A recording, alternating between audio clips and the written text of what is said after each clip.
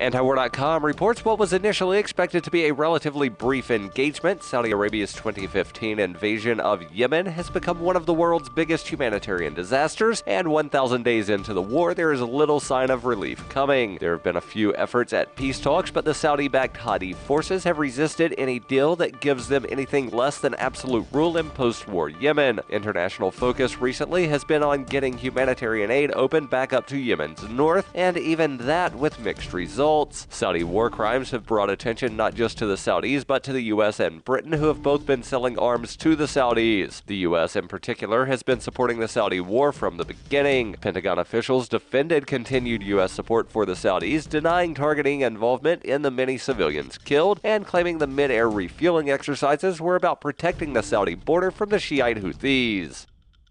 Are you an advocate for free market money? Do you promote Bitcoin as an alternative in a fiat-centric world? Then you need Spendabit in your arsenal, the search engine for things you can buy with Bitcoin. Spendabit aggregates millions of products from thousands of Bitcoin-enabled merchants. Keep your money in the free economy. Visit spendabit.co today. Bitcoin merchants, ask about our merchant suite to reach even more customers. Spendabit.co.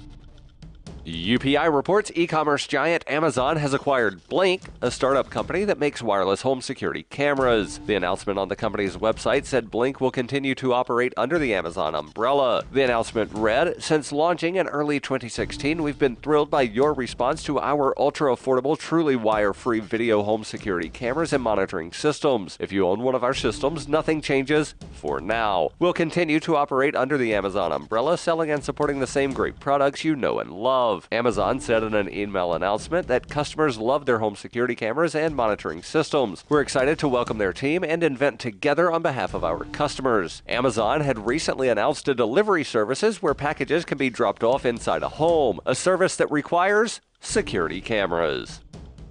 For over 40 years, Roberts & Roberts Brokerage has been a trusted source for buying and selling precious metals like gold and silver. And as a Bitcoin-preferred business, Roberts & Roberts Brokerage has removed the minimum purchase amount for all orders paid in the digital currency. Call Roberts & Roberts Brokerage today for knowledgeable advice on buying and selling precious metals and a forward-thinking approach to new technologies. 800-874-9760 or visit online at rrbi.co.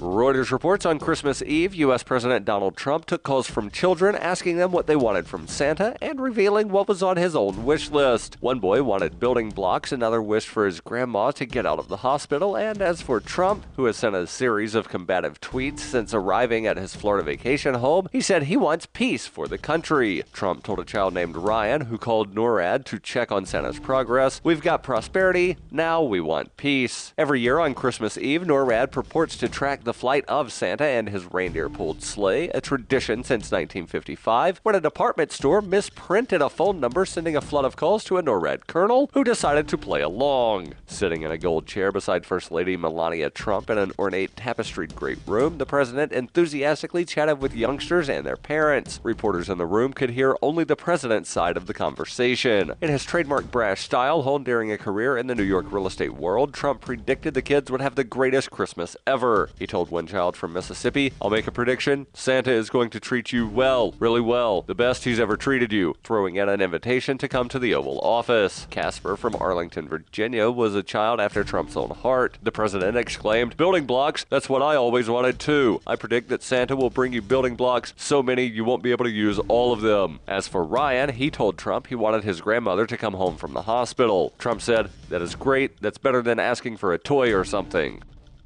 You can support FPP Radio by joining the Fans program. To learn more or to join the Fans program, visit fans.fppradio.com. That's fans.fppradio.com.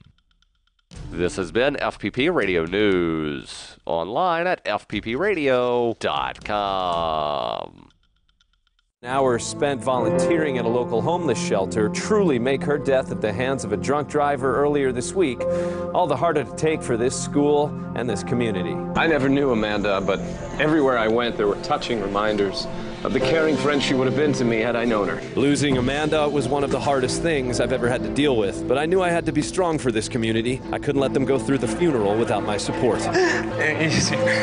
She's so much better than all of us. She was so much good. She cared about so many people. She loved you so much. What's your name? She loved you, Russell. And we have O'Brady Shaw with us right now. Thanks, Brooke. Not quite how I would have reported the story. Seems a bit unprofessional to let yourself get so emotional. Well, when people are feeling pain, I feel it too. Don't you ever get emotionally invested in a story? No, I don't. You know, I had my tear ducts cauterized years ago, and I like to keep my emotions stored in a special place in my mind where they only come out for my night terrors. This is the Onion News Network.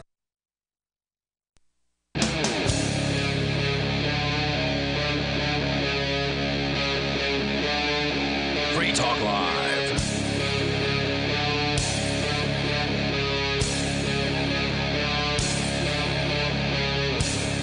This is Free Talk Live. It is the live Christmas Day edition of the program. You can dial in toll free to join us here at 855-450 free like freedom. We are here live, and the we in the studio tonight. It's me and Melanie as normal on Monday. Hello, Melanie. Hey. And we actually have your fiance sitting in here. Will Coley was expected. Maybe he's going to be showing up, or maybe he couldn't get out of his driveway. I don't know. It's been a bit of a snowy day here in New Hampshire today. It's a white Christmas, as many people tend to hope for, with, I don't know, 5 inches or something like that, 5 to 7 inches of snow last night. Bob, welcome to the show. Hello. Great to have you guys in here. Of course, our phones are always open to you out there if you want to join us and bring up anything that happens to be on your mind. Our toll-free number is 855-450-FREE like freedom. That's 855-450-3733. And don't forget, you can Skype in as well. It's Skype username LRN.FM. But coming up tonight, we do have the Edward Snowden story that I mentioned last night, but we never got to. But since it's Christmas Day, Melanie, you wanted to rain on some people's parades. Well, not really. If you follow the whole Christmas tradition thing and your kids are in the room, you might want to have them leave the room. We'll give that warning in front of the discussion that we're about to have. Yeah, so we were talking about this last week, I think, and it's something that kind of just... Were we? Okay. Not on the radio. Oh, okay. I don't know, it just kind of comes up in your life, I think, if you're, depending on who you are. The whole, like, lying to your kids about who's bringing them some presents, maybe, thing is just something that never really made a whole lot of sense to me. And did your parents do it to you? Yeah. And you grew up in Louisiana? Yes. What was the religion of your parents? Catholic. Okay. And so when did you figure it out? Like, how old were you? What was it that kind of clued you in that it was all a scam? That Santa was false? Do you remember? 6, something like that. I don't know exactly. Was it something where you figured it out on your own based on, like, evidence or the lack of it? Or was it like you heard it at school and confronted them? Like, what was it like? I mean, it just didn't make any sense. Why? Well, did you have a chimney? No. No, I didn't either. I lived in Florida. Not too many chimneys in Louisiana. Yeah. Especially not in apartments. Don't tend to have their own chimney. Yeah. But. So were you asking questions and you just didn't get good answers? Like, well, how's he get in if we don't have a chimney? Yeah, you don't really ask questions. It's not really to be advised. But, no, it just doesn't make sense. Like, one guy kind of... Oh, the whole delivering to every household in the world kind of thing? Yeah. Mm-hmm. Because he'd have to be, like, supersonic fast or something. In order to accomplish the world had however many people it had in it at the time. I probably didn't know the number, but it seemed really big, hanging out at every house, eating cookies like 6 billion times a night. Right. Unrealistic. Yeah. And so you didn't buy it for very long? No. Okay. I mean, when I was really little, I did, because, you tell a 4-year-old something, they probably just believe whatever it is, but Now, at what point did you become like jaded against the whole Santa, mythology? I wouldn't really say I'm jaded against it. I think it's really something. It's not something where if somebody told me like, oh, hey, I'm doing Santa with my kids, I'm not going to be like, oh no, you're a horrible parent or anything like that. You wouldn't spill the beans to the kids. You wouldn't ruin the parents' plan. It's something that I think most people just don't really think of one way or the other before they do it or not do it. You don't think so? You don't think the parents talk about this? Well, do we want to lie to our child? Do we want to go forward with this? No, I don't think so. I think largely it's just a given. Yeah, it's just tradition. It's something you do. I mean, that's kind of, from what I remember, that's kind of how it was treated when I was growing up. It was like, it was never, I was told about Santa, but it was never like, oh yeah, this is a real thing. It's like, oh yeah, there's these presents from Santa because it's a fun tradition, but like, I was there when you bought them. Oh, really? Yeah, they didn't really try. A lot of people kind of also, and I'm not saying your parents specifically, but a lot of people kind of assume that their kids are stupid. So they might do something like buy something with the kid with them and then also try to tell them that an elf made it and it got delivered on Christmas Eve or something like that. Yeah, no, in my case, I think it was always just treated as like from what I remember, it was just oh yeah, this is a fun tradition to say that it was from Santa, but it was never treated as they never a real really tried thing. to hide it from you. No, is what you're saying. Okay. Yeah, I mean, I think that my parents did try to kind of like, play the whole thing where they'd leave like the half-eaten cookie or whatever and that whole thing. And they weren't particularly religious, although my mother, I guess, is more so than my dad. And at some point, I just started asking too many questions that didn't have good answers and kind of came to the conclusion that this wasn't legit. It wasn't like some sort of world-shocking, terrible thing when that occurred. It was just sort of, oh, you figured it out, that kind of thing. Right. So you don't think parents should do this, I take it? It just doesn't strike me as the best idea. It's not the worst thing I've ever heard of people doing it. It's not a fight that I would have with somebody else. I just think that there are, so you're taking some, like if you did this with anyone other than your child, like and other than Christmas, people would consider that like really creepy. So you make up a friend who likes them and refuses to ever talk to them and stalks them and keeps notes on them and then breaks into the house and leaves gifts. Well, it's not that it's not that Santa Claus refuses to talk to them, right? Like sometimes kids write letters to Santa, don't they? Isn't that a thing? I don't know that they get letters back typically. I've heard that they do. I've heard that the postal carriers do that kind of stuff. I mean, they shouldn't. It is a. I don't know that the feds would want to get entangled with that. Yeah, I mean, that is a. I've just heard that's what happens. I don't know if it's true. Well, I mean, it is ostensibly illegal for them to be stealing the mail, and it's not. I mean, there's no North Pole destination for it to go to, so they're not stealing it. But they're not allowed to open it. But there's special procedures for like mail that's just completely misaddressed to the point where they don't know where to send it. So if you send mail to a fictitious address, right, there's procedures for that, and as far as I know, that's how they handle those letters. But they're not supposed to open it, as far as I know, and that's not something the feds, I think, would want to touch as far as writing Santa letters back to your kids. Huh. I would be really surprised if I found that out. I don't know where I heard that then. If anybody knows more, you're welcome to call in and share with us at toll-free number 855-450, free like freedom. I thought that was something that happened. I mean, I imagine like parents intercept the letters and then write a letter back, put it in the mailbox, and that'd be the easiest way to do it. Yeah. That would ensure that the child would get some sort of response. Yeah, I like having federal agents write letters to my kids under a false name. I think that would be the thing I would have the most problem with. Here's a letter from the mailman about how you should behave. According to USPS.com, they have Santa Mail, Operation Santa. As much as history reveals, the Postal Service began receiving letters to Santa Claus more than 100 years ago. However, its involvement was made official when, in 1912, Postmaster General Frank Hitchcock authorized local postmasters to allow postal employees and citizens to respond to the ever-growing number of letters received every holiday season. That's obnoxious. In the 1940s, mail volume for Santa increased so much that the Postal Service extended the same invitation to charitable organizations, community groups, and corporations to help respond to children who wrote letters to Santa. So apparently, this has actually been going on for more than 100 years. And they will open the letter that you address to Santa because postal regulations say they can. The toll-free number I don't think they have PC on that, though.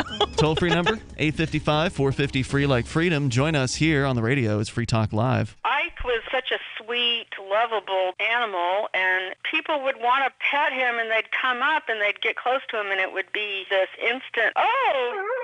My dad didn't want to touch him. It's like, ooh, get the stinky dog away from me. Even after we'd give her a bath, she would still stink. Very stinky, both bad breath and bad gas. I asked the vet, and he said some dogs are just stinky. Does your dog itch, scratch, stink, or shed like crazy? Come to Dinovite for help. DINOVITE.com. The omega-3 fatty acids. Flaxseed, zinc, alfalfa. The digestive enzymes that are cooked out of regular dog food. The ingredients convinced me that it was definitely worth trying. After about a week, he started smelling normal. My husband and I were really kind of astonished. Dinovite is nutrition. 859-428-1000. DINOVITE.com. I got my Blink home security system delivered right to my door. I downloaded the app and it walked me right through the easy setup. Even with my complicated router system, I was done in like 10 minutes. Now it notifies me whenever something moves in front of the wireless cameras, or I can just check it whenever I want right from my phone. And I got you a deal. Get 3 Blink cams for what the other guys charge you for 1, plus an extra 10% off. Visit blinkprotect.com/FTL. blinkprotect.com/FTL. blinkprotect.com/FTL. Shop online and support Free Talk Live. Every purchase you make at shop.freetalklive.com helps spread a message of liberty. From shop.freetalklive.com, you can shop at places like Walmart, Newegg, Amazon UK, Amazon Canada, Omaha Steaks, HostGator, and more. Plus, you can get discounts on web hosting, legal documents, or pretty much anything using saveatpurse.com. Just bookmark the link and help Free Talk Live while shopping online. Thank you for shopping with shop.freetalklive.com. Why did you move to the Shire? I moved here to the Shire because there's other people around who take liberty just as seriously as I do. I moved to the Shire because I saw videos of people challenging authority and thought that I could get support myself. It called to me, like, do this right now. I wanted to be around people like me who got it. And once I got here, I knew there was nowhere else that I wanted to be. I've always wanted to change the world. So I moved to the Shire to join people who were actually working towards doing the same thing. The people here are awesome, loving, and positive. It was for the adventure and for the feeling of something important is happening here. And I just wanted to come to sort of be part of that. Visit ShireSociety.com to read and sign the Shire Society Declaration and learn the reasons why, if you love liberty, you should immigrate to the Shire. Plus, add yourself to the Shire map at ShireSociety.com. That's ShireSociety.com. LRN.FM is proud to announce our official listening apps for Android and iOS devices. Now you can easily tune into our streams anywhere, anytime on your smartphone or tablet. Just visit apps.lrn.fm or search for LRN.FM in the Android or Apple app stores. Please download, rate us 5 stars, then share the link on your social media and let your friends and family know how you're listening to LRN.FM. Download it now, free at apps.lrn.fm. When you hear the word lobbyist, you probably think about greedy corporations, but not all lobbyists are the same. Some are fighting for the freedoms you hold dear. Liberty Lobby LLC is doing just that in New Hampshire, working hard to represent you, not some special interest group. You can help by going to libertylobby.info, where your contribution will give us the tools we need to ensure that your voice is heard. Visit libertylobby.info today to find out more.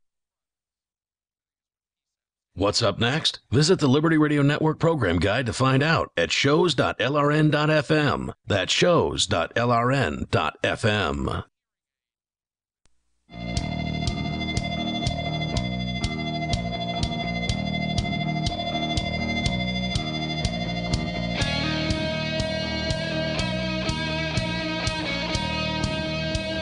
It's Free Talk Live. Dial toll free and join us on the radio here, the live Christmas Day edition of the show. We'll take your calls about whatever happens to be on your mind. Of course, you can dial in here at 855-450-FREE like freedom. That's 855-450-3733.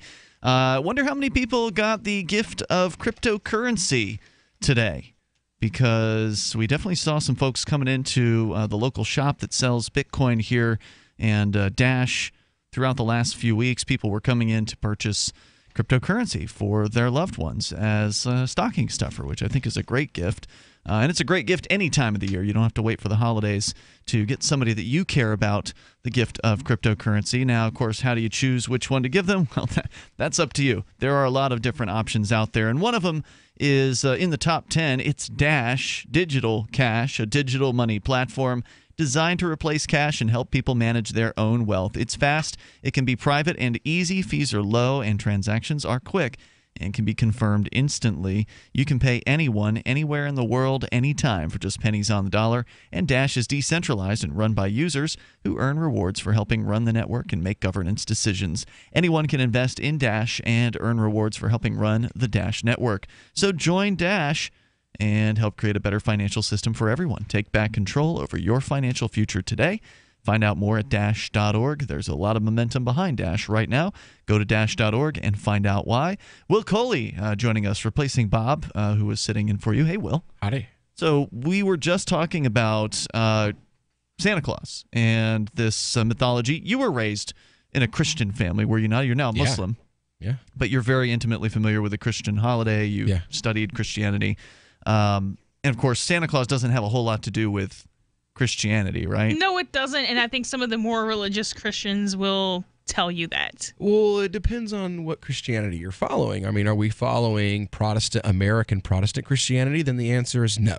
But are you Roman Catholic or Eastern Orthodox? Well, yes, of course, because Saint Nicholas is a saint. So the veneration of saints within the Orthodox and the Catholic communities still exists. For Protestant Christians, it's confusing that he's huge in America because America's always been kind of a Protestant country. I mean, we hated the American, people for Protestants for hundreds of years hated the Catholics in this country. Right, but even though he's a saint, that part of it, yes, the person who lived and did those things, what came after that though is not really part of any religion. So no, it's an amalgamation of multiple cultural traditions that are all across Europe and like the steppes. So like Turkey. Right, but I don't feel really fair pinning that on Christians where, okay, we have this tradition of there's this person who grants wishes for physical gifts once a year based on if you're good or bad, exclusively or particularly to children, depending on how you want to go with that. That's not part of any, I can't blame religious Christianity tradition. for that. That's not a religious. That's more of a U.S., maybe a European, I don't know thing. Both. Definitely, yeah. So that's more of a cultural thing than a religious thing. And I do kind of distinguish between Christian Christmas and U.S. Christmas. Mm-hmm. I think those are two very different things, and it's not really fair to blame that religion for people cursing cashiers out and not knowing how to drive and incurring $5,000 worth of debt in December and just generally being irresponsible. And well, that you can blame on the Victorians. I mean, that our modern concept of Christmas comes from a Victorian Christmas cards. Right, but there's nothing... And that all comes from, Queen Victoria's family was Germanic. The family that ruled over England during the Victorian era, they were Germans. And they brought all of these German Christmas traditions and holiday traditions into the palace. And that was just at the time of the creation of photography. So all of those Christmas cards from Victorian England make their way to the U.S. And within 2 to 3 years, Christmas trees are the biggest thing in America. Really? Yeah, That fast? And it was because of these photographs on Christmas cards. Christmas cards also another thing that really wasn't a thing until the Victorian era in England, and it was because of this first set of Christmas cards that were sent out by Queen Victoria, and they were like pictures of them were put in newspapers and stuff, and in the photograph it's her and the royal children and the royal family with this big decorated Christmas tree. Right, yeah, so it's definitely a cultural thing that makes it sound almost like a status thing, but there's nothing in the Bible that says thou shalt be fiscally irresponsible in November and December every year. You don't go to church and the preacher is like, hey, what you need to do now if you're a good Christian is you need to go cut down a tree and put it in your living room and take some lights and put them outside. That's not fair to blame that on religion. Well, now I own pretty much all the Christmas classics, and as an imam, that's kind of a funny thing to say. But like during this, there was a 3-year stretch in the 60s. All of the classics that we know, we grew up with, Rudolph the Red-Nosed Reindeer and Frosty the Snowman and the claymation stuff, the Charlie Brown stuff, all of that stuff all came out from like 64 to 67. And that was the time of like the grand commercialization of Christmas. And the funny thing is all of those shows that were the commercialization of Christmas, if you watch them, all of them have a message condemning the commercialization of Christmas. So like, yeah, they all have this message of like how Christmas is becoming commercialized and how horrible it is. But yet people blame them for it. Well, the 60s was the era of the commercialization of Christmas. Those cartoons were a part of it. I see. And they're condemning it. And it's something that like 30 years later, everybody is complaining about this commercialization of Christmas. It's been going on for 50 years. Participating in it is the people who I hear complain most loudly about that are people who participate in it. Like, I can't believe I have to buy $7,000. Like, you don't. Yeah, you can tell your family you love them, and what's really funny is have dinner with them. A lot of these classics were made by non-Christians. We can get back into that coming up here in moments. I want to bring Mark on the line here because you can call in about what you want. We are actually here live on Christmas Day. Mark, you're on Free Talk Live. Go ahead. Yeah, hello. I listen to your show all the time. Thanks. And I really enjoy it, and I agree with most of what you guys say, so I don't call in very often. I only call in when I disagree. Okay. And, most of the people on their program, the hosts, say, like government's terrible, and it's, inefficient, and it costs too much, and whatever. Yeah, I think everyone would agree with that. Yeah, and I agree to a point. Like, the federal government, I agree, that's a joke. But local government, I'll give you an example where I live, or where I have lived in the past, a community of about 10,000 people, I guess a small city, and roughly my taxes at the time were maybe about $2,500 a year. Okay. And it includes roads and street signs and parks and libraries and sidewalks and snow removal, and you can go on and on. And I understand your argument with the free market. So you feel like you're getting a good deal for $2,500 a year? Hang on, let's talk about it if you want. Stick with us, Mark. We'll bring you back so we can discuss that in moments. Is local property tax a good deal? Toll-free number here, 855-450-FREE, like freedom. You feel like you're getting a fair shake from your local governments? It's Free Talk Live. Want revenge on the common housefly?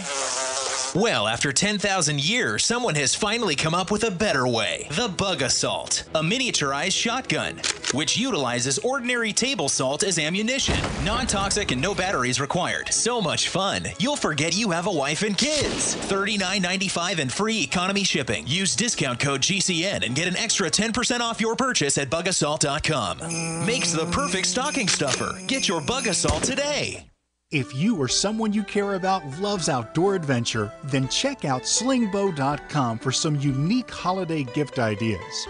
That's slingbow.com, where we have some innovative new products for the archer, hunter, or bow fishing enthusiast in your family. Now through January, use the promo code HOLIDAY to get free shipping in the U.S. or Canada. And from all of us at Slingbow Industries, have a safe, joyous, and peaceful holiday season. So the protection of life, liberty, and property is what the Free State Project is all about. But it's an effort to move 20,000 people who understand. It's about demonstrating to the entire country that, yeah, we can have a free market, a truly free market. Making it just a freer, great place to live. It's the world's largest voluntarist libertarian community, and it's only getting bigger. That's amazing, to be able to move to a place where other people passionately believe in being free and independent. What the Free State Project is managing to do, though, is to put their money where their mouth is. It's physically getting up across the country and saying, let's go someplace and let's demonstrate the power of these ideas. There's a lot of kind of philosophy that surrounds liberty. There's a lot of thinking about it and talking about it. But here in New Hampshire, people are doing it. 101 Reasons Liberty Lives in New Hampshire, a documentary by Free State Project Early Movers. Watch it free at 101reasonsfilm.com. 101reasonsfilm.com. Hi, this is Mark Edge of Free Talk Live. Michael W. Dean's book, User's Manual for the Human Experience, changed my life. In a culture that attempts to turn you into a compliant victim, this book gives you implementable steps on everything from how to be aware of your environment, walking down the street, to business, to how to handle a toxic person in your life. If you're a human, you need to read this book at least once. Go to Amazon and get the Kindle version, or paperback, or an audiobook of A User's Manual for the Human Experience. There are lots of ways to listen to Free Talk Live. Our podcast has been around since podcasts began, and now the FTL feed is loaded with content besides our full show archives. Did you know that we make it easy for you to customize your podcast subscriptions? We have different feeds, one that includes only our full shows, one with just the Daily Digest, and one with just the Edgington Post. You decide what you listen to. It's quick and easy to customize your feeds at feeds.freetalklive.com. That's feeds.freetalklive.com. Are you a sneezer? If you're not, can you get close to one? I don't literally mean someone sneezing. Sneezer, as defined by marketing guru Seth Godin, is an opinion leader. When a sneezer mentions something, other people catch what Godin calls the idea virus. Seth Godin says some people are more likely to tell their friends about a great new idea. So identifying and courting sneezers is a key success factor for idea merchants. His book, Unleashing the Idea Virus, is the most downloaded ebook in history, and you can download the whole book free. That's how he's making his idea contagious. Click tips, tricks, and other stuff to help you cut through the clutter at www.survivalspeech.com. I'm Holland Cook. If you enjoy LRN.FM, please contribute to your favorite shows via their websites and become an amplifier at amp.lrn.fm. That's amp.lrn.fm.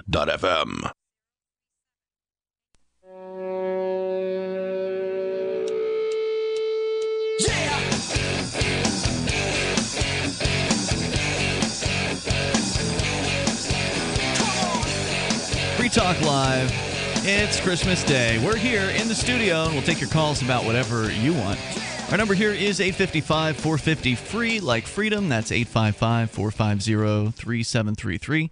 And we've got Skype as well. You may Skype into the show at Skype username LRN.FM. Blink Home Security is a great gift. It's also great for you at your household. You don't have to deal with installing a difficult, complicated, hard-to-install security system, because most of the ones that involve wires, you've got to drill holes and run wires through walls and do all kinds of stuff that's really not much fun. With Blink Home Security, it's all wireless cameras. There's only one wire in the system, and that's the power adapter for the hub. You plug that in, you pop the batteries into the cams, you set it all up via your Wi-Fi enabled device like your smartphone or tablet of preference, and then once you get the cameras all configured within just a matter of minutes, you'll be able to set them up as far as like when you want them to send you clips, how long you want the clips to be, if it detects motion, for instance, and then you'll get those clips on your smart device wherever you happen to be, so you can monitor your home or small office with the Blink Home Security System. Go to blinkprotect.com/FTL to get yours. You get 3 Blink cams for what some of the other guys will charge you for 1 security camera. Again, that's blinkprotect.com/FTL. Facebook.com/FTL, like Free Talk Live. As we continue, we have Mark on the line in Ohio.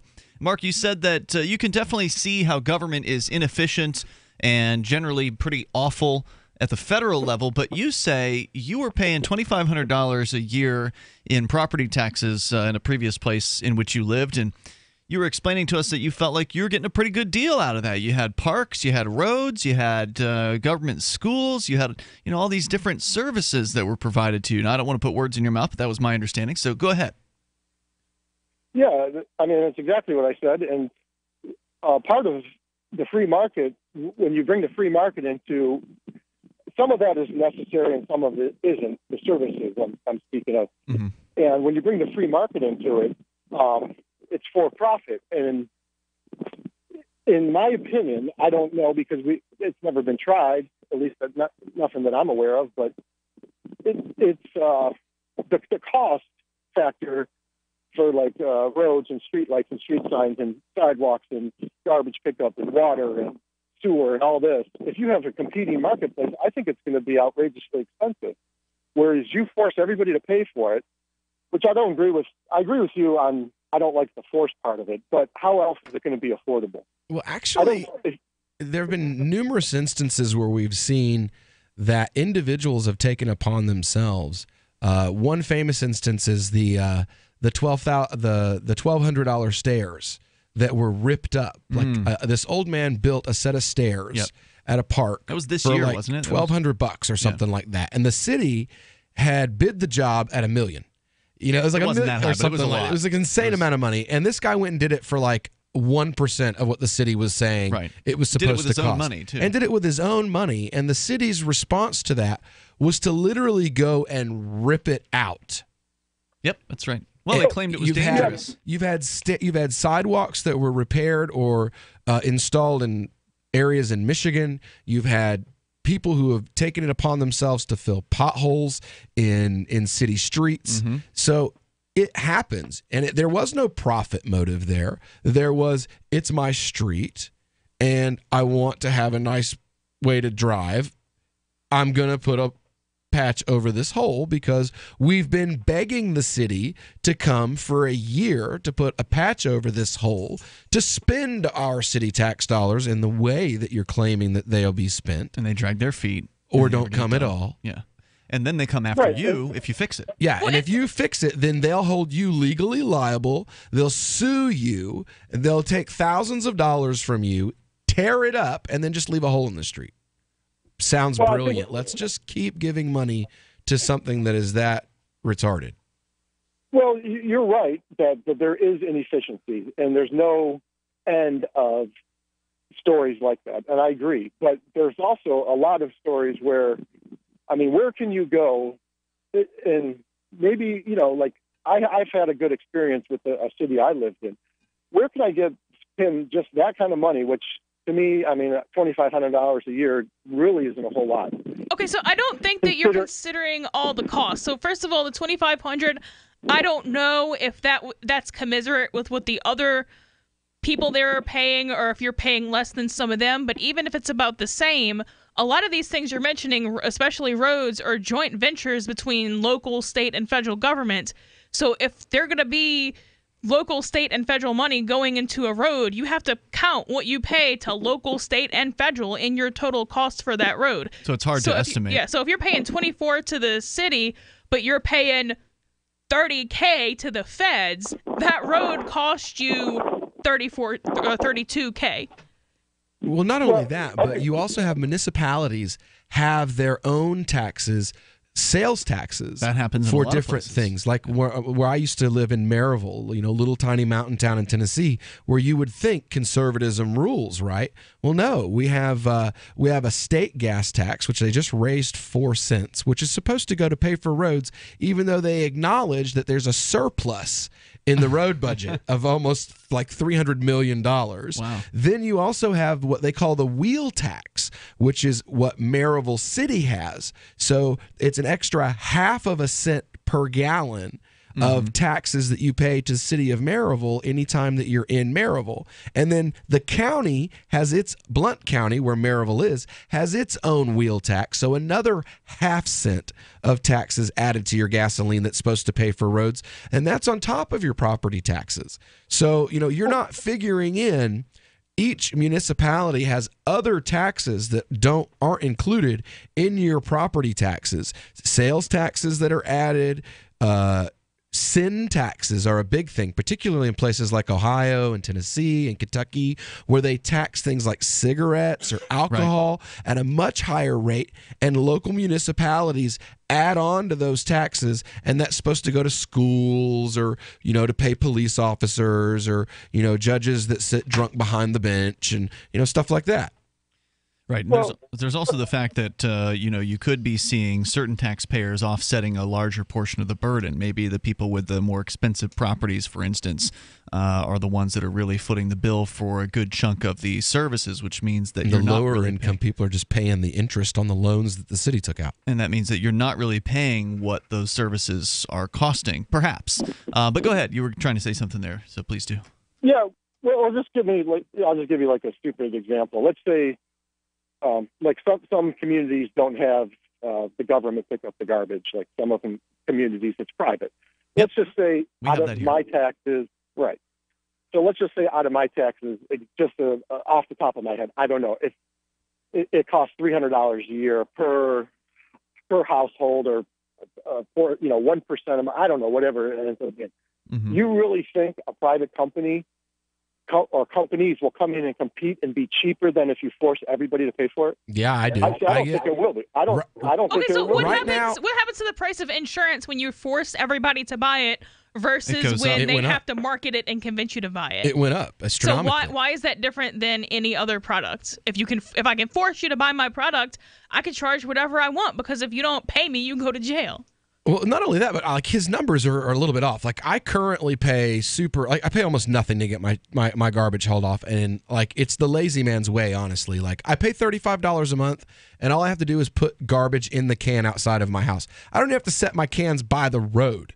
They literally will got a really good service. 12 months a year, $35 a month. It's a little over $400 for the whole year. Although I got to say, I think that, I don't have the tax bills from back when I was living in Florida, but I feel like the breakdown for the government garbage pickup was less than, for a year there than what I pay per year here for a private pickup service.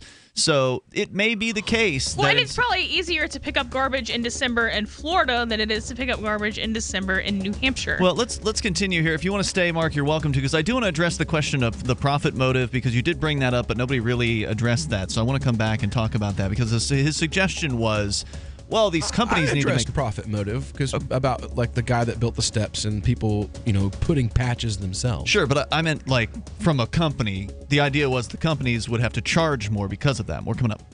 Does your dog itch, scratch, stink, or shed like crazy? Come to Dynavite for help. Order a 90-day supply of Dynavite. Dynavite for life. Pick up 2 tubes of Doggo Suds. Get the 3rd tube free. Peppermint, tea tree, lavender, Doggo Sud shampoo. Made with all-natural coconut, jojoba, aloe. Great for healthy skin and soft, shiny coats. But no itchy, harsh chemicals. Lather up, rinse away. Try Doggo Suds. Buy 2, get 1 free. At Dynavite.com. DINOVITE.com.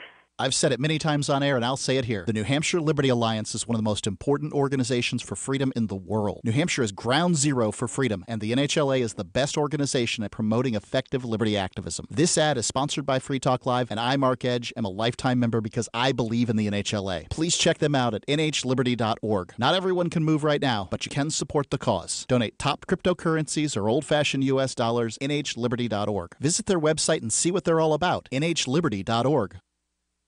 It's about time something new came along for better selling and buying online. And I found it. What now, Marge? It's buysellmakeoffer.com. Never heard of it. It's a brand new company. That's why you've never heard of it. It's the newest and best way to sell any products online. I did all the research. Sell my car? Yes. Our home? Yep. My golf bag? Your golf clubs. All of them. How about your purse collection hoard? Hey, now. You said any product. Right. I did. We get 30 days free. Really? Packages starting from only $9.95. And buysellmakeoffer.com will never charge item fees ever. Never. And this is cool. Listen to this. You can even use Skype or video to show your items. That's cool. Yes. All we have to do is go to the website, sign up, and then load our stuff to sell. I love this site. Buysellmakeoffer.com. Buysellmakeoffer.com. You got it? Buysellmakeoffer.com. Buysellmakeoffer.com. Better selling, better buying. Free Talk Live. It's not just zoning rules, it's everything. It's true. It's everything. There's so many rules. So many laws. You can't possibly know them. It's physically an impossibility to know the laws. You know not to hurt other people. I don't need a law telling me to do that. But the rest of them? Totally inaccessible. It's true. It's written in legalese. If you don't have training in reading that crap, it might as well be a foreign language. And as you pointed out, it doesn't matter if you can read it. I thought I had them dead to rights. And these bureaucrats, they just like, no, we do whatever we want here at the zoning board. Yeah, that's right. And you'll kiss our butts. Peon. Serf. You'll slave. You'll do what we say. Yeah. Why label them citizens? Oh. Why not just call it what it is? You're a serf. You're a slave. Free Talk Live, 7 nights a week from 7 to 10 Eastern, live on the Liberty Radio Network at LRN.FM. The 3 most important things you can do for Free Talk Live are 1. Share 1 episode a week on Facebook or in some other social networking site. 2. Buy the things you buy online through shop.freetalklive.com. 3. Give $5 a month to the AMP program. It's my firm belief that Free Talk Live's AMP program is the best use of your charitable dollar among liberty-oriented organizations. Support all the organizations you love. But make sure you give $5 a month to AMP at amp.freetalklive.com. My name is Jacob Hornberger. I'm president of the Future of Freedom Foundation, which Congressman Ron Paul awarded for having an outstanding freedom website. Write us at fff@fff.org, and we'll send you a free 3-month subscription to our monthly journal of libertarian essays and our booklet, Economic Liberty in the Constitution, which George Mason University economics professor Walter Williams praised in a recent column. That's fff@fff.org. You're listening to the best liberty-oriented audio streamed around the clock, on the air and online. This is the Liberty Radio Network at LRN.FM.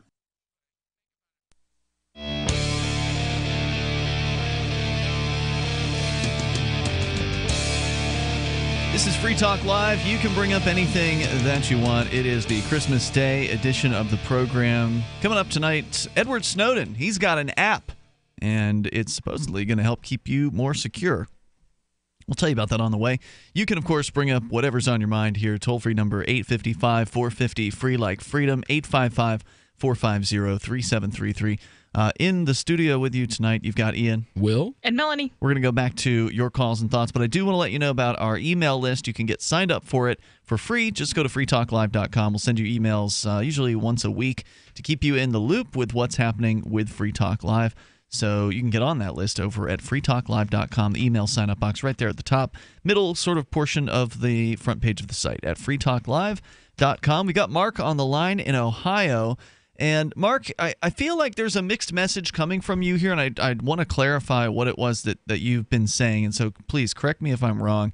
You, on one hand, are saying that you can understand and you agree with the idea that the government shouldn't force people into its programs, that ultimately you feel there's a benefit, though, from having the government run certain things like the roads or the schools or the, you fill in the whatever local style government programs, because you're talking more about the local government and how you feel like it's a better deal than the federal government. And you acknowledged that there are all kinds of local government boondoggles.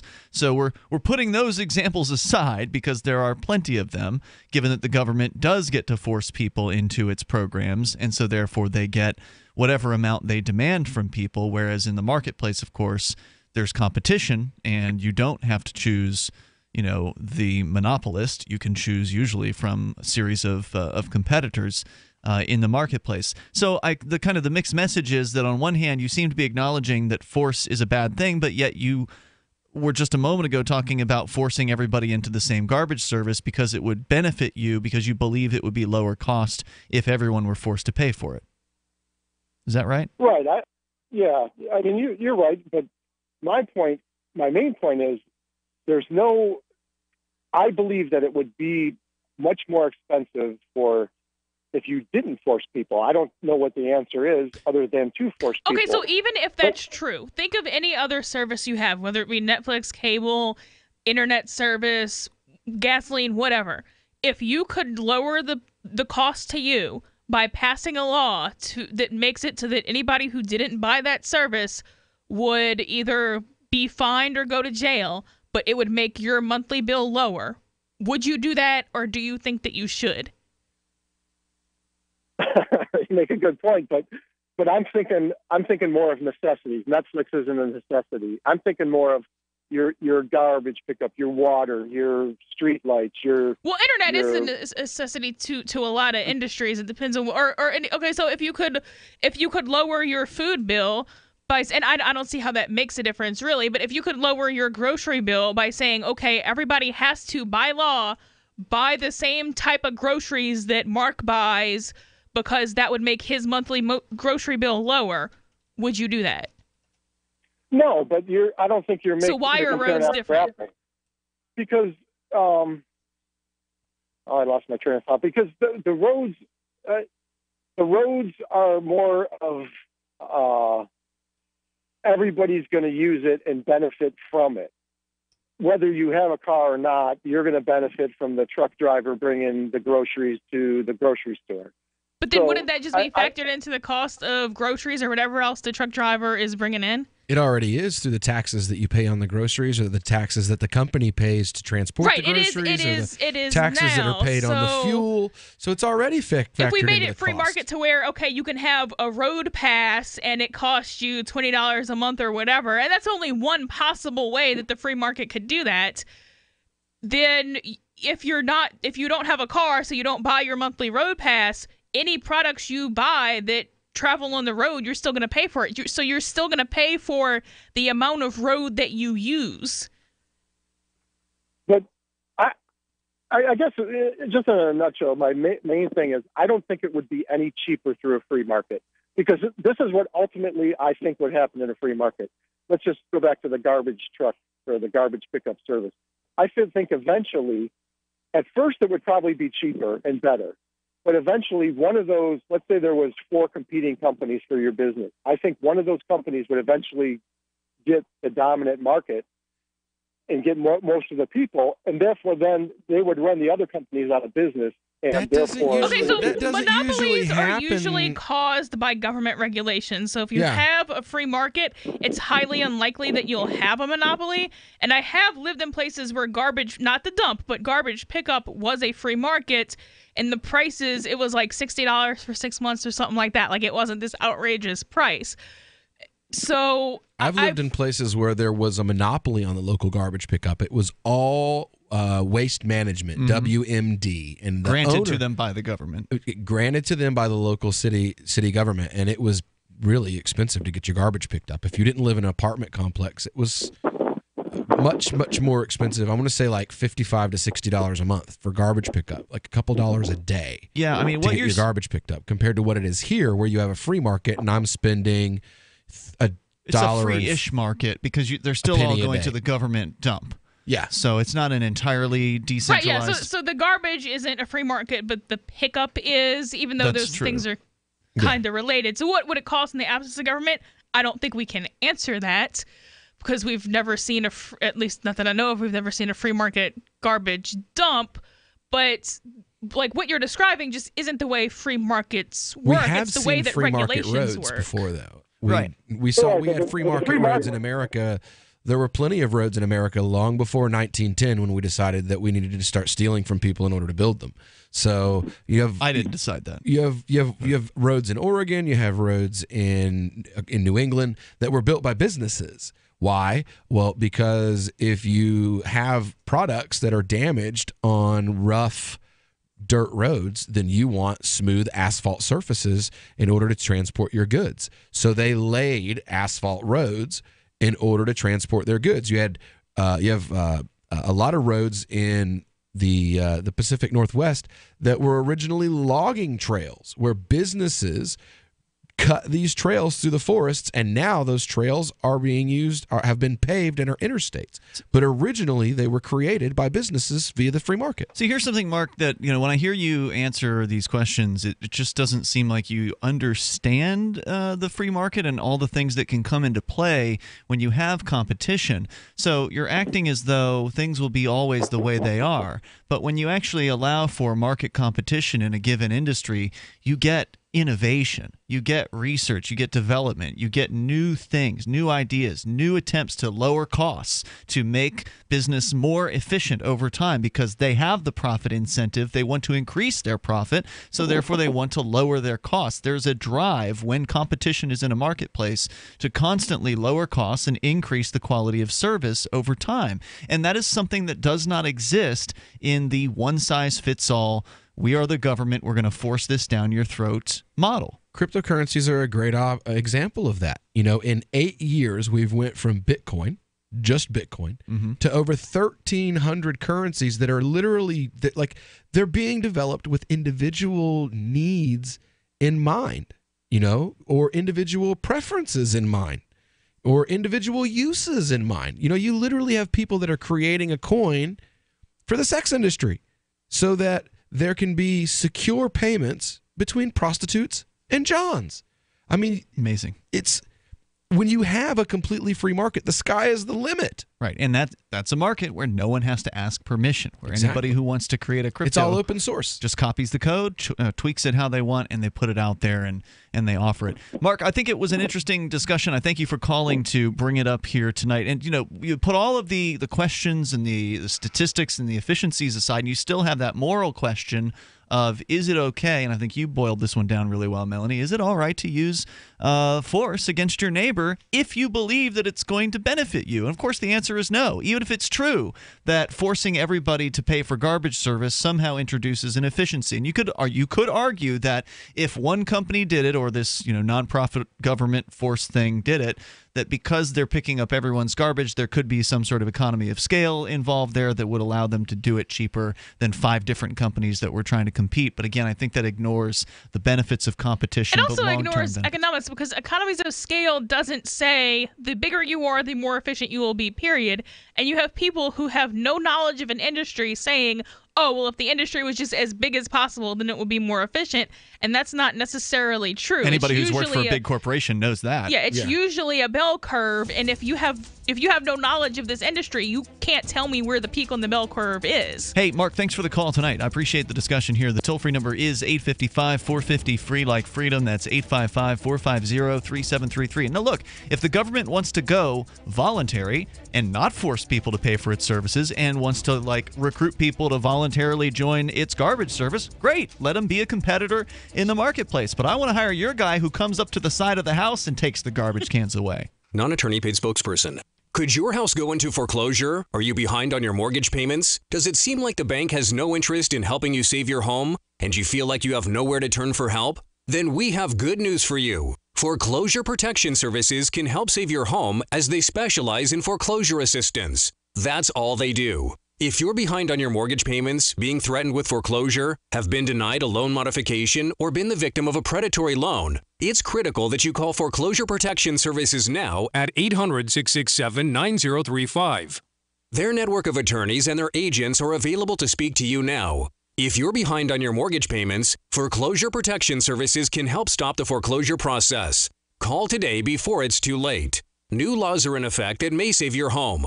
Call Foreclosure Protection Services now at 800-667-9035. 800-667-9035. That's 800-667-9035. Radio is the most personal of mediums. I exist right now in your head. If you listen to Free Talk Live regularly, you know me. Free Talk Live is on more than 160 radio stations around the U.S. and has been downloaded on every continent around the world. Hundreds of thousands of listeners with ad packages from $600 a month to $6,000 a month. Imagine what we can do for your business, project, website, or idea. Email me, mark@freetalklive.com. Did you know you can watch Free Talk Live during our live show 7 days a week from 7 to 10 p.m. Eastern via our studio cams at cam.freetalklive.com? Plus, you can chat with other listeners while you watch, all totally free. Now that our live video stream is hosted by YouTube, our video archives will be online even faster, so be sure to subscribe to our YouTube channel. Listen, watch, and chat all free at cam.freetalklive.com. That's cam.freetalklive.com. You're listening to the live edition of Free Talk Live. Hour number 2 is next after the news here on the Liberty Radio Network at LRN.FM. From Keene in the Shire, the Liberty Media capital of the world, this is Daryl W. Perry, host of FPP Radio News for Monday, December 25th, 2017. Silver is trading at $16.38 per ounce. Gold is valued at $1,275 per ounce. Bitcoin is trading at 4.2 cents, and the average price of Bitcoin is $14,288. Antiwar.com reports what was initially expected to be a relatively brief engagement. Saudi Arabia's 2015 invasion of Yemen has become one of the world's biggest humanitarian disasters, and 1,000 days into the war, there is little sign of relief coming. There have been a few efforts at peace talks, but the Saudi-backed Hadi forces have resisted any deal that gives them anything less than absolute rule in post-war Yemen. International focus recently has been on getting humanitarian aid opened back up to Yemen's north, and even that with mixed results. Saudi war crimes have brought attention not just to the Saudis, but to the U.S. and Britain, who have both been selling arms to the Saudis. The U.S. in particular has been supporting the Saudi war from the beginning. Pentagon officials defended continued U.S. support for the Saudis, denying targeting involvement in the many civilians killed, and claiming the mid-air refueling exercises were about protecting the Saudi border from the Shiite Houthis. Are you an advocate for free market money? Do you promote Bitcoin as an alternative in a fiat-centric world? Then you need Spendabit in your arsenal, the search engine for things you can buy with Bitcoin. Spendabit aggregates millions of products from thousands of Bitcoin-enabled merchants. Keep your money in the free economy. Visit spendabit.co today. Bitcoin merchants, ask about our merchant suite to reach even more customers. Spendabit.co. UPI reports e-commerce giant Amazon has acquired Blink, a startup company that makes wireless home security cameras. The announcement on the company's website said Blink will continue to operate under the Amazon umbrella. The announcement read, "Since launching in early 2016, we've been thrilled by your response to our ultra-affordable, truly wire-free video home security cameras and monitoring systems. If you own one of our systems, nothing changes for now. We'll continue to operate under the Amazon umbrella, selling and supporting the same great products you know and love." Amazon said in an email announcement that customers love their home security cameras and monitoring systems. We're excited to welcome their team and invent together on behalf of our customers. Amazon had recently announced a delivery services where packages can be dropped off inside a home, a service that requires security cameras. For over 40 years, Roberts & Roberts Brokerage has been a trusted source for buying and selling precious metals like gold and silver. And as a Bitcoin-preferred business, Roberts & Roberts Brokerage has removed the minimum purchase amount for all orders paid in the digital currency. Call Roberts & Roberts Brokerage today for knowledgeable advice on buying and selling precious metals and a forward-thinking approach to new technologies. 800-874-9760 or visit online at rrbi.co. Reuters reports on Christmas Eve, U.S. President Donald Trump took calls from children asking them what they wanted from Santa and revealing what was on his own wish list. One boy wanted building blocks, another wished for his grandma to get out of the hospital, and as for Trump, who has sent a series of combative tweets since arriving at his Florida vacation home, he said he wants peace for the country. Trump told a child named Ryan, who called NORAD to check on Santa's progress, "We've got prosperity, now we want peace." Every year on Christmas Eve, NORAD purports to track the flight of Santa and his reindeer-pulled sleigh, a tradition since 1955, when a department store misprinted a phone number, sending a flood of calls to a NORAD colonel who decided to play along. Sitting in a gold chair beside First Lady Melania Trump in an ornate tapestried great room, the president enthusiastically chatted with youngsters and their parents. Reporters in the room could hear only the president's side of the conversation. In his trademark brash style, honed during a career in the New York real estate world, Trump predicted the kids would have the greatest Christmas ever. He told told one child from Mississippi, "I'll make a prediction. Santa is going to treat you well, really well. The best he's ever treated you," throwing in an invitation to come to the Oval Office. Casper from Arlington, Virginia was a child after Trump's own heart. The president exclaimed, "Building blocks, that's what I always wanted too. I predict that Santa will bring you building blocks, so many you won't be able to use all of them." As for Ryan, he told Trump he wanted his grandmother to come home from the hospital. Trump said, "That is great. That's better than asking for a toy or something." You can support FPP Radio by joining the Fans program. To learn more or to join the Fans program, visit fans.fppradio.com. That's fans.fppradio.com. This has been FPP Radio News, online at fppradio.com. Last night's Victoria's Secret fashion show was a true ratings winner, particularly with men who don't know that actual pornography exists. The angels' feather costumes and silk nightgowns were a hit with 30 to 35-year-old male viewers who had no idea that nude images of all the models are easily accessible on the internet. And the show did equally well with 10 to 12-and-a-half-year-old boys who are going to have their minds blown when they finally get around their parents' internet blockers. CBS executives are touting the broadcast as breakthrough programming for people who are excited by the tops of boobs. Producer Dave Mitchell told Variety, quote, "The $2.5 million fantasy bra is a big draw with women who shop at Victoria's Secret, and an even bigger draw with men who've never seen or heard about sex before." The runway show drew expected outrage from the Christian Family Research Council. Executive Director Kathy Rouse charged that the event degrades women by objectifying them, most likely because she's never seen a Ukrainian prostitute receive a bukkake shower from a gang of cracked-out Albanian teens. This is the Onion News Network.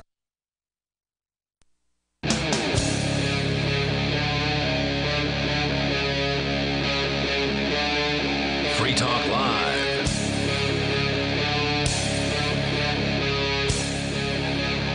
It is Free Talk Live. We're launching into the second hour of this live Christmas Day edition of the program. Hodl. And that is your recommendation for cryptocurrency users, right? Because it was, I guess, it's been a tough last few days for crypto. It's Christmas. I mean, not that's everywhere. Pretty obvious. Well, I guess everywhere. Well, right, but not most celebrates places who are using crypto are still the West. I mean, they have it do you other consider places, China to be the West? Yeah, because when China's you go huge. into some of these Right, exchanges. but where is Arab most names crypto everywhere. though?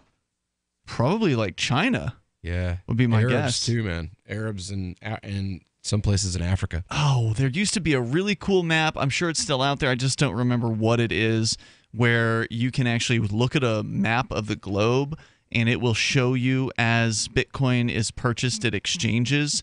Like they tapped into multiple exchanges or whatever, and they get the data, and it shows these little Bitcoin logos going from the countries from which the currency was used. So it's not necessarily accurate that it's coming from China. It's just that people were trading it in the Chinese yuan. Is that how you pronounce it? Yen. So they could be trading that in other countries in that fiat currency, but that's what it's showing you. Is it's showing you which fiat currencies are being poured into Bitcoin, and it is China's a behemoth when it comes to people buying Bitcoin. But my most popular, like when I go to festivals and stuff, I've got like tons and tons of shirts, and one of my most popular shirts that I wear, that's just my shirt that I don't sell, is the "It's Time for Plan B" shirt. That global, it's got like the globe with the Bitcoin bees all over it.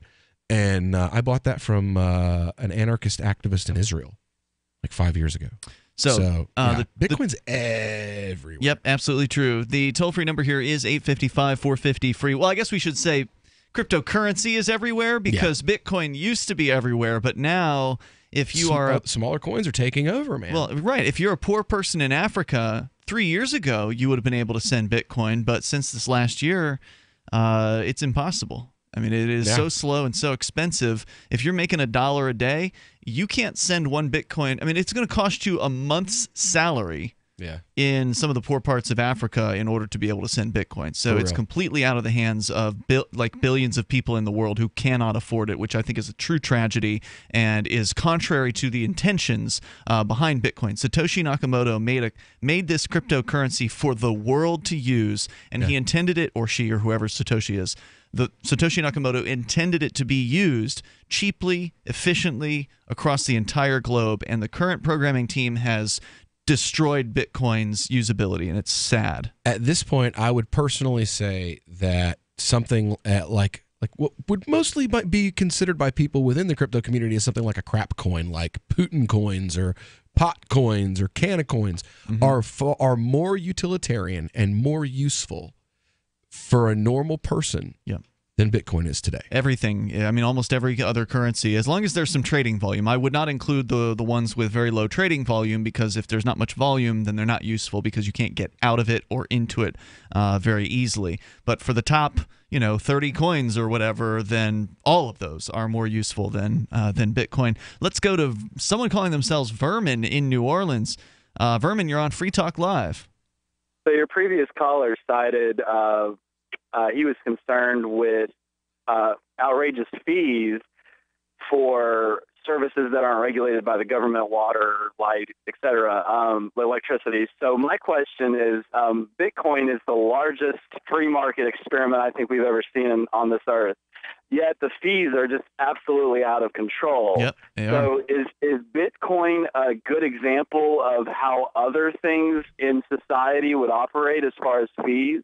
Yes, I think it's a great. It were a free market. So for instance, yes, absolutely. No, because Bitcoin's there's a ton of failure. Bitcoin's a failure. Exactly, and that's why it's a great example of what would happen in the free market. Is because Bitcoin's failure is why you see people accepting Dash all over the place now. All of a sudden, when nobody cared about Dash, like I'd never heard of Dash this summer, and now it's accepted at businesses all over the world. Why? Because somebody needed something to replace Bitcoin, because Bitcoin decided that they would be greedy and break Bitcoin in order to fill their pockets. And the free market said, well, you know what? That's not what cryptocurrency is about, and we won't comply.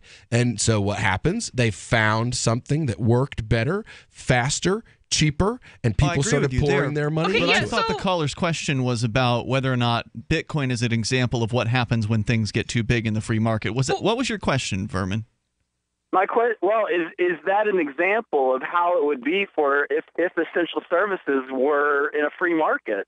If I had 5 water companies to choose from, or even 3, would my water fees just continue to go up and up and up? No. If there was no monopoly, because it seems like competition drives prices down.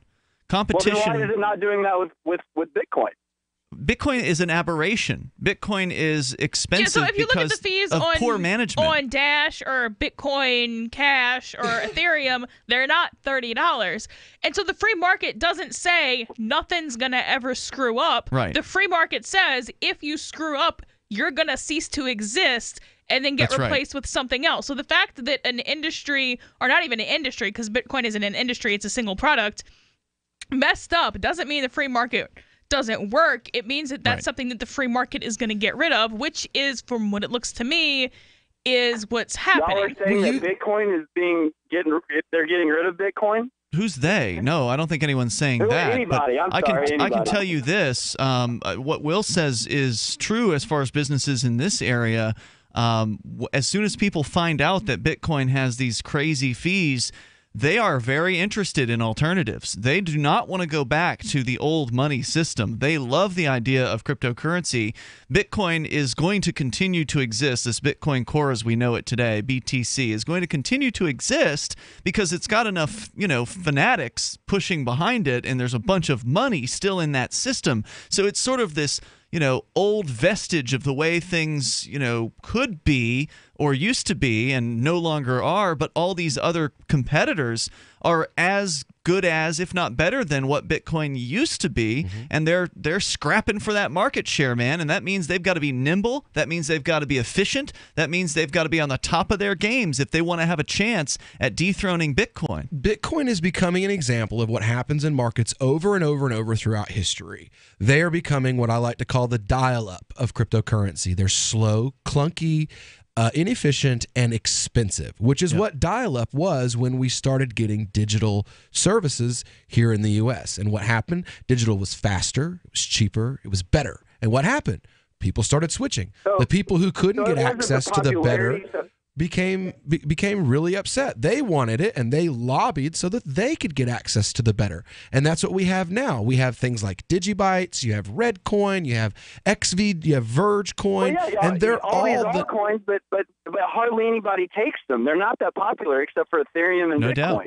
Absolutely. Nobody spends Bitcoin. I mean, hardly anybody takes crypto anyway. It's really new. It's kind of counter to the prevailing system. Absolutely. People are kind of scared to use something that they think is competing with the Federal Reserve note if they live in the States. So yeah, Bitcoin crypto is new, and it hasn't.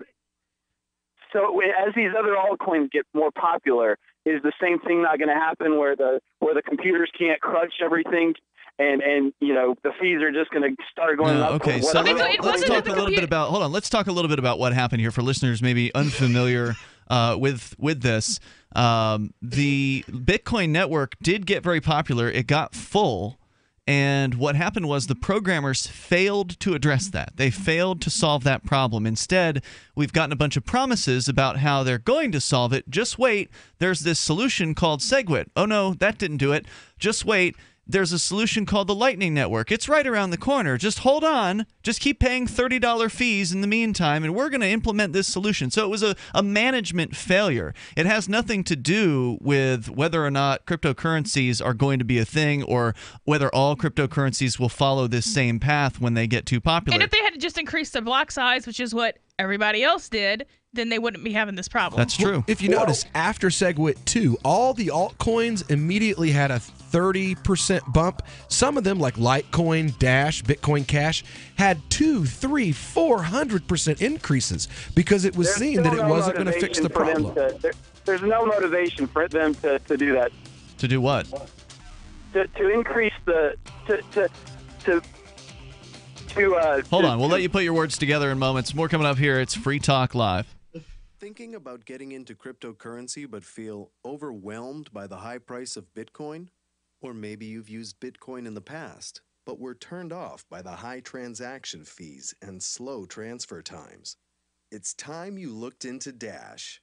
Dash is digital international money that you can send anywhere, anytime for less than a nickel.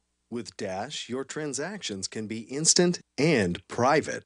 Dash offers a fully incentivized and decentralized peer-to-peer network where miners are rewarded for keeping the network fast, strong, and safe for its users.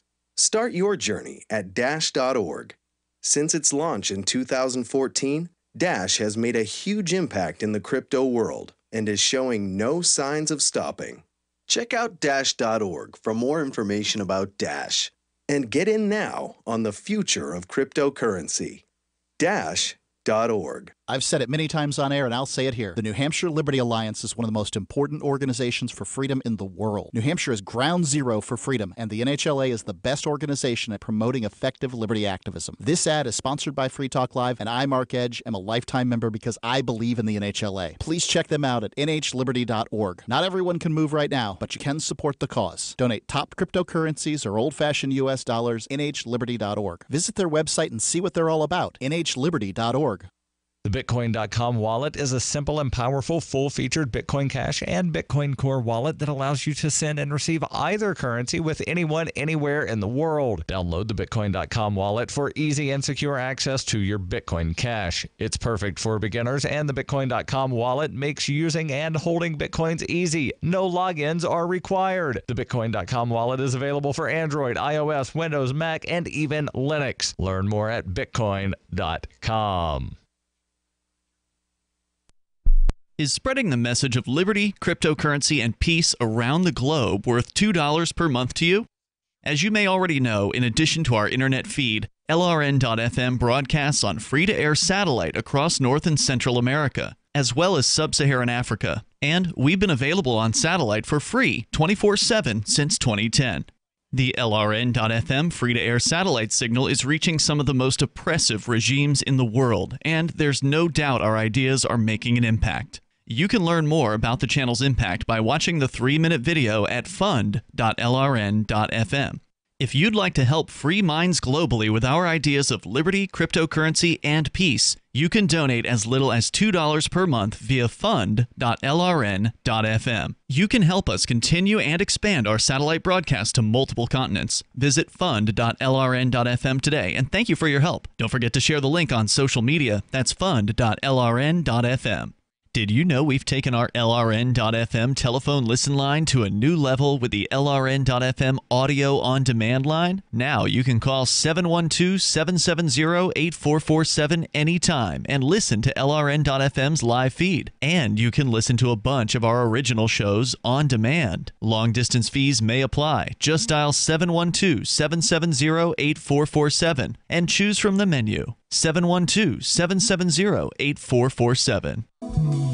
This Your Family Today tip is brought to you by Nesquik. Try Nesquik 4-packs, perfect for lunches and great for kids on the go. Look for it in the juice aisle. Snack time is a great chance to sneak extra calcium into your child's diet without making him feel like he's eating something he doesn't want. Serve up dairy-rich foods like smoothies, flavored milk, frozen yogurt, and string cheese. He'll love the treat, and you'll love knowing how good it is for him. For more tips like these, visit us at parenthood.com/yourfamilytoday. While our satellite channel is free to listen to, it's not free for us. You can help us cover our satellite costs with the chip-in on the right side of the page at lrn.fm.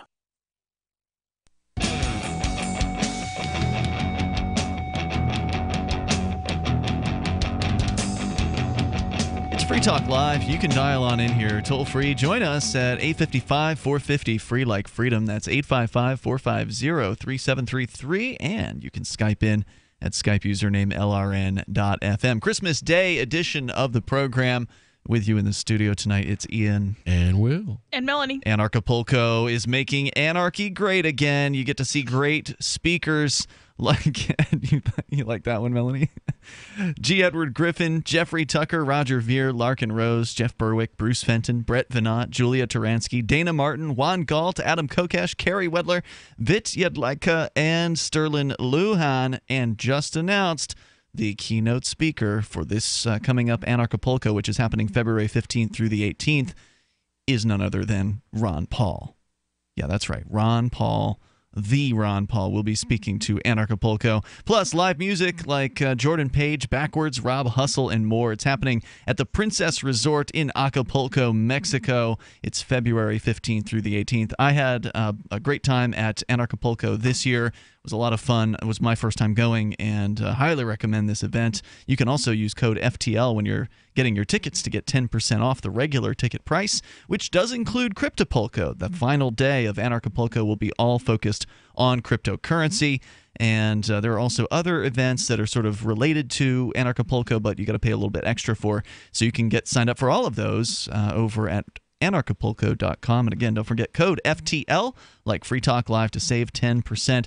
As we go back to Vermin calling from New Orleans. Note, this is not Vermin Supreme. This is obviously a lower form of vermin than Vermin Supreme on the line with us here. Now, Vermin, you were talking about cryptocurrencies and the free market.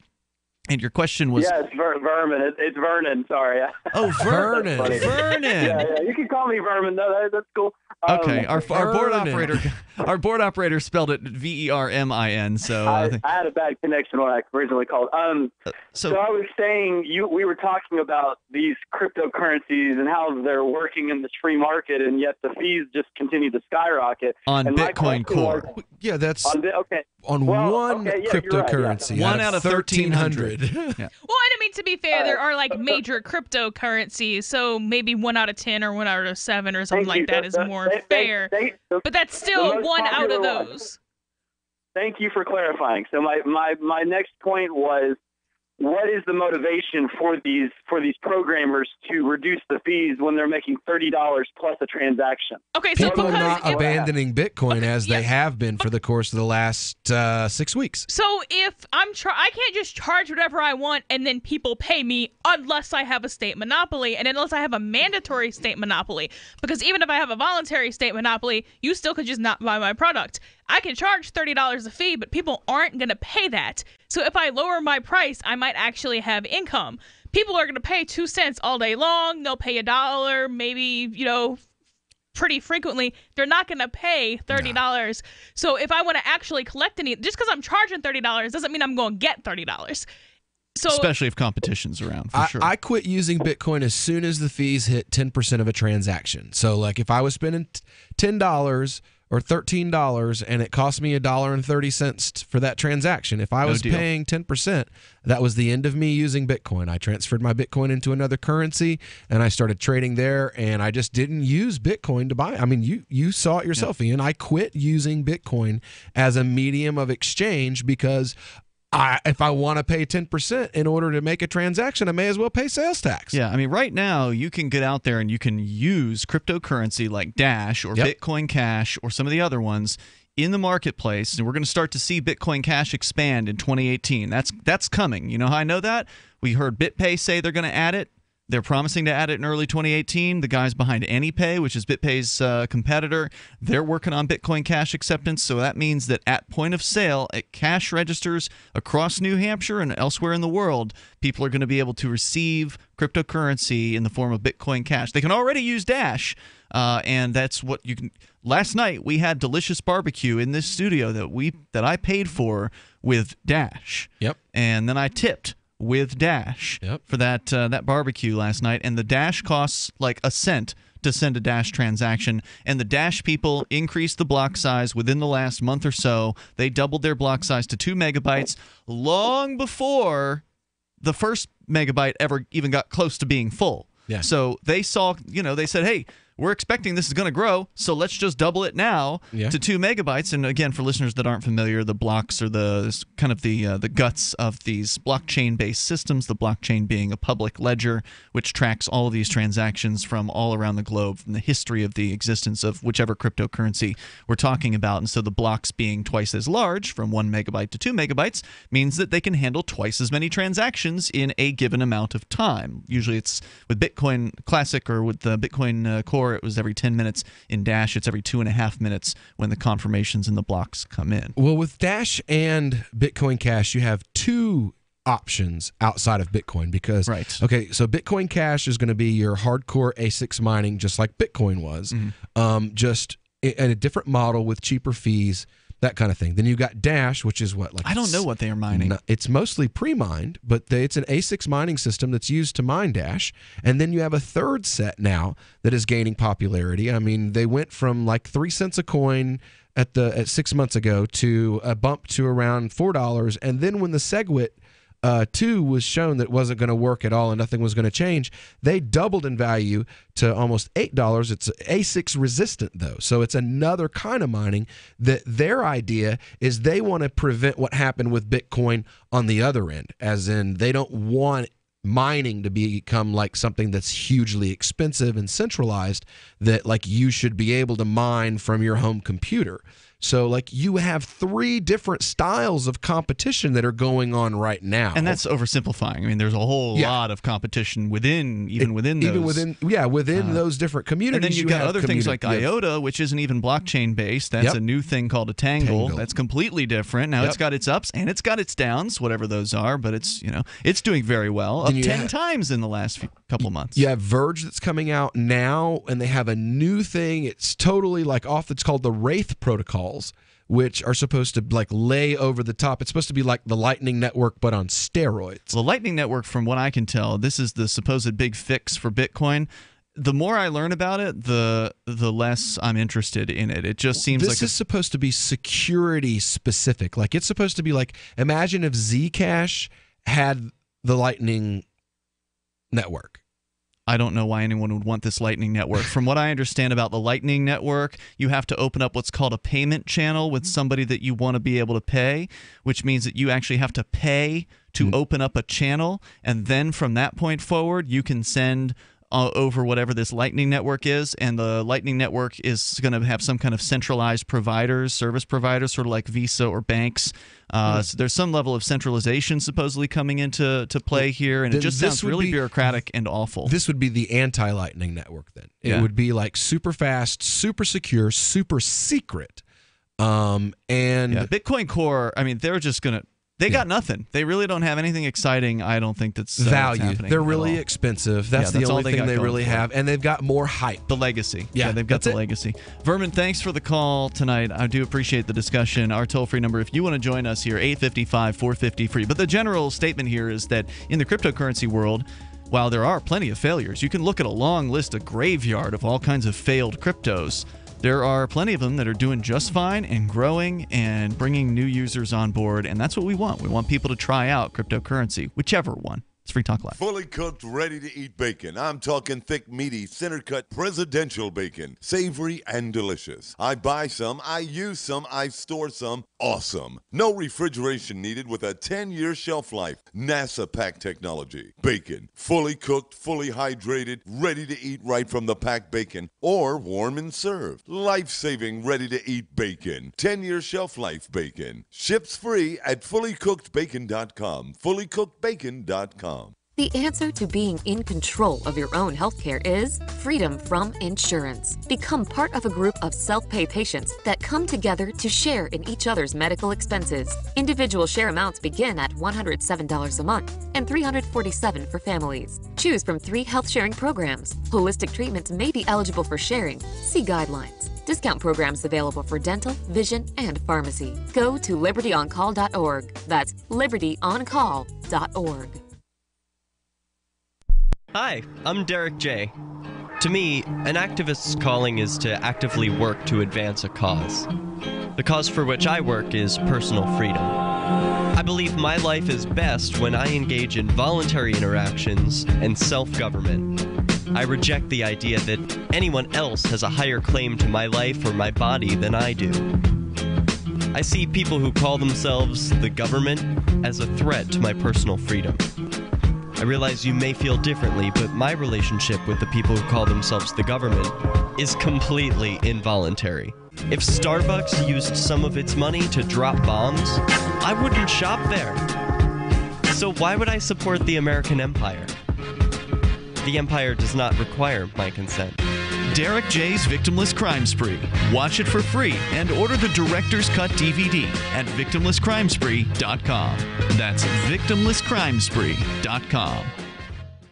What do you shop for that you could otherwise buy at Amazon? Pretty much everything, right? Amazon has competitive pricing and they deliver, and that's a big plus. If you could plan ahead in your shopping, would you be interested in saving up to 33%? There's a catch. You have to do your shopping in Bitcoin. But imagine those savings. It's like a huge raise. All you have to do is go to saveitpurse.com. We've saved thousands, and you can too. Plan ahead and save. Saveitpurse.com. If you want to know the latest about Free Talk Live before we go on the air, all you need to decide is how you want it delivered. It's your choice. Visit news.freetalklive.com. You can get emailed announcements and participate in contests via our email updates list. Plus, we have a Twitter account that you can follow and a Facebook page where you can become a fan. So visit news.freetalklive.com to get news about Free Talk Live as soon as it's announced and the way you want it delivered at news.freetalklive.com. That's news.freetalklive.com. Free Press Publications is an independent, alternative media and publishing company founded in June 2009 with the mission of ensuring a free press for the freedom movement and is committed to spreading the message of peace, freedom, love, and liberty. FPP also gives new authors an avenue for publishing freedom-oriented material. FPP brings you daily news and commentary on the website fpp.cc, as well as a daily 5-minute newscast, FPP Radio News, and weekly news, views, and commentary in the FPP Freedom Minute and Peace, Love, Liberty Radio at fppradio.com, and the monthly newspaper FPP News at news.fpp.cc. Find FPP online at fpp.cc. That's fpp.cc, as in Creative Commons. Do you love Twitter? Make sure you favorite the LRN.FM Twitter account so you can receive our tweets at twitter.lrn.fm. That's twitter.lrn.fm.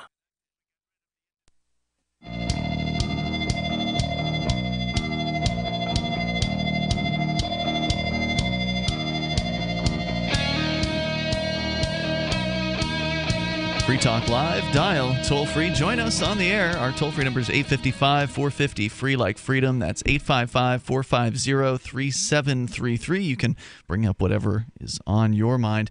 With you in the studio tonight, you've got Ian, Will, and Melanie. Also, do want to let you know about Bitcoin.com. You want to learn about cryptocurrency, you want to get the basics on what Bitcoin is. Bitcoin.com's got it.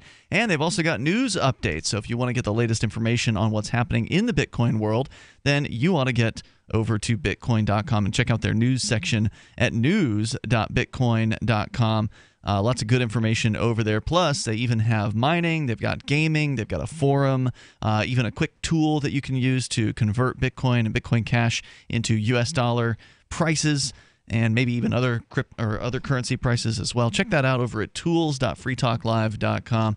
And of course, you can go to bitcoin.com. Wait, did I say tools.freetalklive.com? Tools.bitcoin.com.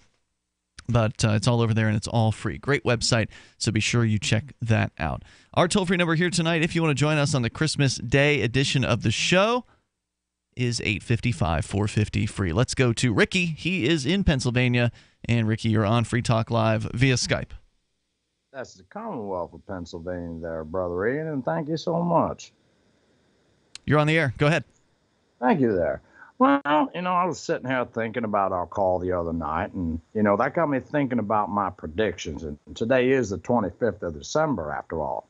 You remember my predictions from before when I was talking about a civil war and sides being chosen? And Yeah. You used to talk a lot about the Civil War idea. Yeah, Still hasn't happened yet, though. Well, wait a minute now. Here's something interesting now. Last I looked, Speaker of the House, Ryan, he's a bit of a jackass. Now, he said just, I think it was like 2 months ago maybe, he tells the people, hey, we got our second Civil War, and he wants the people to join the Republicans against Antifa. Now, you know what I think about that? I think he's a jackass, because those are not Republicans, those are Federalists. Who? And if no, what are you talking about there? Who what? Who wants to... Wait, who was it that you said wanted the Republicans to fight against Antifa? I missed that detail.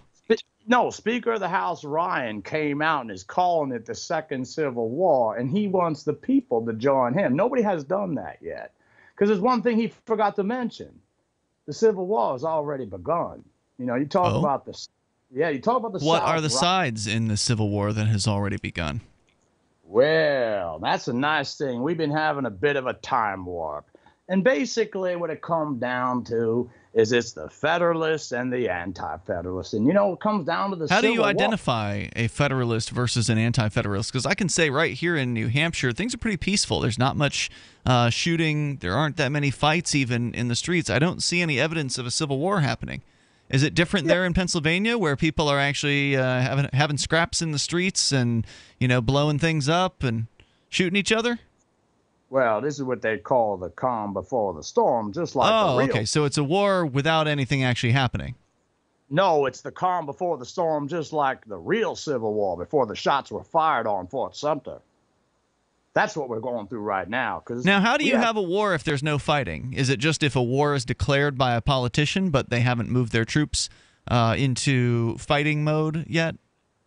That's exactly what happened with Lincoln and the Civil War. So why would that not be the case there, brother? Well, now, Ian? in this case, you're not talking about politicians that are leading troops. You're talking about people that you're saying are Federalists versus Anti-Federalists, and you're claiming that there's an actual Civil War going on, but yet that there's no evidence for it. So nobody has declared war. Evidence? Would you like me to give some evidence? Yeah, I'd love to hear it. Well, here's the calm before the storm. Now, first of all, you see a lot of these battle flags that I wear here popping up all over the place. They're even popping up I haven't here. seen it. Have you guys seen the battle flags around? Why don't you check out the fair over there that happened over there in New Hampshire? The fair? The county fair? They had them there? Yeah, we have county fairs here. All the county fairs everywhere have belt buckles. Right, just because somebody's selling that sell rebel flag stuff on them. Right, hey, just jackass, be quiet. Shut up, jackass. That's not very nice. There's no need for name calling here. He didn't call you any names. Well, it's my birthday, you comedian. It's your birthday? Are you Jesus Christ now? Absolutely not. Neither is the 25th his birthday, but it's a lot of things to Ricky from the Commonwealth. That's just not one of them. It's actually your birthday, or is it Jefferson Davis's birthday and you're pretending to be him today? No, it's Ricky from the Commonwealth's birthday. Well, happy birthday, Ricky. So where's the evidence? I want to hear it. What a joke. I want to hear the evidence. Well, here's the evidence. Now, I am deputy of the Commonwealth, and I will tell you this myself. Now, I've been part of this movement for quite some time before I start wearing this flag. Now, I will tell you. To me, boy. I'm not just talking to hear my head roar. I have some evidence right off. I'm going to Yeah, I want to hear all about it. Going to give you 2 pieces of evidence to show you what's happening here, just like the real Civil War. All right. Now, first off, taxes. Now, if you look at California right now, this happened in the real Civil War. It's called a tax embargo for the people, you see? And that's how Mr. Lincoln operated, 47% tax currently. You aren't actually saying anything, though. Like, you're talking about taxes as though you're communicating, but you are supposed to be giving us evidence of a civil war. I am if you listen to me, brother. No, the problem is I can't listen to you for 30 seconds straight because it's impossible. You're not making a point. I actually only needed 5 seconds. Just because there are words pouring out of your mouth doesn't mean that you're actually coherent. Maybe it's the judges that I happen to know about, and also on top of that, county workers and other officials. Say something. Explain yourself. Your tongue's flapping, but no noise is coming out of your big mouth. People with honor like myself that are putting their ass on the line for something very important. Your ass is on the line? Certainly, because, well, when you talk about Confederacy, and I will say people are starting to clear How is any of this evidence of the Civil War that's supposedly happening? Let's see here. How many times do you see judges and county workers going up against the state themselves embracing the Southern Cross? How many times do you see that happen, Brother Ian? You're saying a judge embraced the Southern Cross and is going up against the county? I've never seen that, and I was spending a lot of time in courtrooms in Louisiana. Right? I grew up in eastern Appalachia, East Tennessee, and I've never seen that. You're a hypocrite there, sir. Why don't you tell people what you're really about? Because I'm going to follow that up on another show one day, and I'm going to give you a call, you ass for it. Maybe you can explain it on your own damn show what you're really about, because I'm on to you, Will. What are you on to him about exactly? I'm on to him. I said he's all about the money, honey, and even more than that, he lies to everybody, including you. What do you got against money? I have not. What do I got against it? Yeah, you said he's all about the money, honey. What do you got against money? You're suggesting that's a bad thing? Is he not supposed to raise funds for his mosque? Well, here's the thing. Problem is, though, when it comes to his mosque and this show and his own show, which I've listened to, according to the Quran, I might add, and I'm going to go into this another night. Oh, Ricky's a Quran expert here. I want to hear this. Should be fun. Yeah, go ahead. Well, that's okay. It doesn't matter. Since you didn't have any evidence of a civil war, let's get into your opinion on the Quran, please. Well, correct me if I'm wrong We there, will. because you lie anyway, Will. But it's in the Quran that it's considered an accepted practice for a Muslim to lie to the non-believer. Not true. This is one of the one of the ones they trot out, the Fox News talking heads. But tell me about that one, because that's one that a lot of people hear. Will that claim? Thanks, Ricky, for the call. And we've heard enough from you. It comes from a story at the very beginning of Islam. There was the first martyr. Her name was Sumaya, and she was tortured and murdered. And then her son was bound and forced to watch this happen. And then his father later succumbed to his injuries and died in the middle of the night that night. And the next day, and they refused to refute their faith. They were tortured to death. Sumaya became the first martyr because she was told to refute and to deny her faith, and she spit in the man's face. So he ran her through with a spear.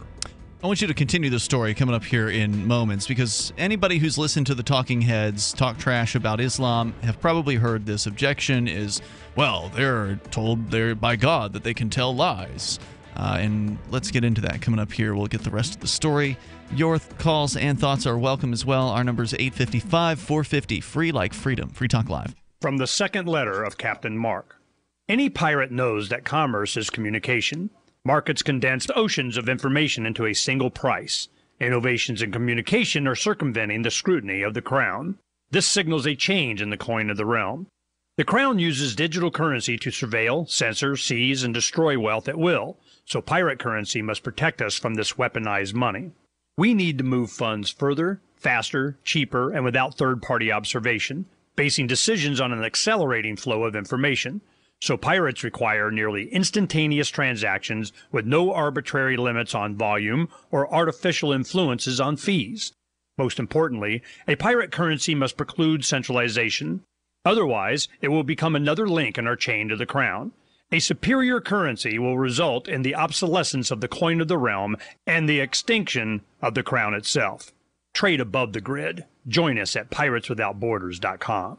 Actual testimonials from real Numanna customers. I've tried all kinds of food storage, and Numanna is by far the best. I'm a single mom with 2 teenage boys and a full-time job. I don't always have time to cook a 4-course meal. That's where Numanna has been such a blessing. I can spend less time in the kitchen and more time on what matters most, like helping with homework. Find out for yourself. Order online at thepowermall.com. That's thepowermall.com. Numanna is food stores I love to eat. Yum! Thepowermall.com. Want revenge on the common housefly? Well, after 10,000 years, someone has finally come up with a better way. The Bug Assault, a miniaturized shotgun, which utilizes ordinary table salt as ammunition. Non-toxic and no batteries required. So much fun, you'll forget you have a wife and kids. $39.95 and free economy shipping. Use discount code GCN and get an extra 10% off your purchase at bugassault.com. Makes the perfect stocking stuffer. Get your Bug Assault today.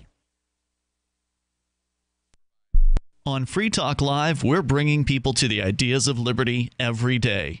From wrestling superstars like Glenn Jacobs. You guys really are having an impact, I believe. Like I said, a lot of where I am now is due to listening to Free Talk Live. You changed my mind on some very important issues years ago. To random people tuning in on the radio. I was kind of stuck in the left-right paradigm. I heard your show by chance on a Saturday night. From there, I went on, joined the Free State Project, and become an amplifier. So, I mean, that's really the reason why I amp is because I know that if it wasn't for you guys being on as many stations as you are, I never would have found the ideas of liberty. Your amp will directly change more lives by getting Free Talk Live in front of people looking for talk radio online and on the air. When you amp Free Talk Live, you get perks like access to the AMP-only Facebook group and AMP podcast. Visit amp.freetalklive.com. Here's a chance to do a little activism while you're cruising Facebook, Twitter, or Google+. Between the LOL cats, the recipes, the hot girls, and the inspirational sunrise memes, Free Talk Live's posts pass by your newsfeed. Like them, comment. It gives us more exposure. If you don't see our posts, click like at facebook.freetalklive.com and then hover over it to click Get Notifications. It's an easy way to spread the ideas of liberty a bit further. I know you're busy, but you can spare that 1/10 of a calorie it takes to click on something. Facebook.freetalklive.com. Looking for a great real estate investment? Consider New Hampshire, which is ground zero for the Liberty Movement. Your first call should be to Mark Worden from Porcupine Real Estate. He's more than just a real estate agent. He's your New Hampshire concierge. Where are the best places to live? Do you want farm, city, the burbs, or forest? Do you want a duplex or multifamily building so that renters pay your mortgage? There are homes in all price ranges in New Hampshire, and Mark can help with financing too. Invest in liberty and property. Mark Worden can help. PorcupineRealEstate.com. If you enjoy LRN.FM, please contribute to your favorite shows via their websites and become an amplifier at amp.lrn.fm. That's amp.lrn.fm.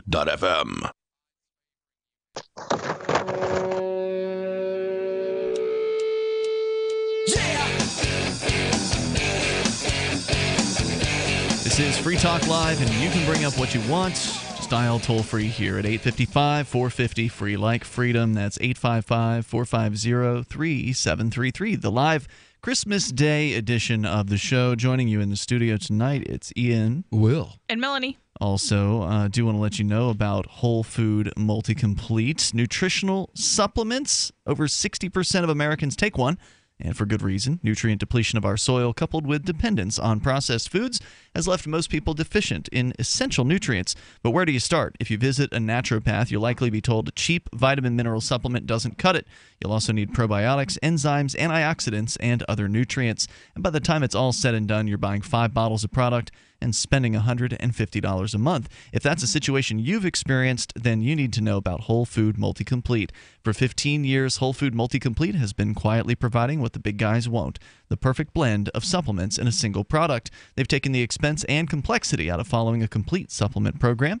Just visit simplifymysupplements.com to learn more and use coupon code FTL like Free Talk Live to receive 10% of your order, or 10% off your order rather, every time you order, satisfaction guaranteed, or your money back. And yes, they do take Bitcoin over at Whole Food Multi-Complete. Go to simplifymysupplements.com.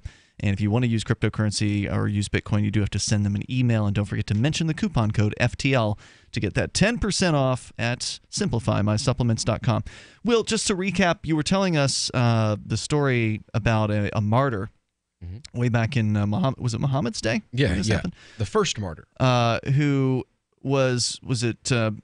what was happening? She was beaten, or she was tortured. She was Okay. tortured over the course of 4 or 5 days. Her husband, By and people their who wanted son. to force her to convert. They wanted to force her to renounce Islam and Okay. to curse. They specifically wanted her to curse the name of the Prophet sallallahu alaihi wasallam. And Which would be that would be to curse haram? the name of. Is that haram? Well, actually, in their position, no. Okay. Because of the fact that they're under duress, and that's what he's referring to. Basically, what happened is, after witnessing this, the son witnessed this happen to his mother. The father dies in the middle of the night of his injuries. The next morning, an axe blade is heated in coals to glowing red hot and pressed on the underside of his belly. And he, in searing pain, screams out and renounces his faith and curses the name of God and curses the name of the prophet. And he goes to Muhammad and he's ashamed for what he has done. And he's like, I'm going to go to hell now. I've cursed you. I've cursed God. And God revealed to him, you were under duress. You know, you were going to die. They were torturing you. God is not going to hold you accountable for what you have done in this state. And that is then extrapolated by anti-Muslim types like Robert Spencer to Muslims can tell Russians you can drink vodka on Thursday if you're Muslim, and then after you convert to Islam, be like, ha ha, fooled you. I mean, seriously. And the funny thing is, though, is like, this is not a new trope.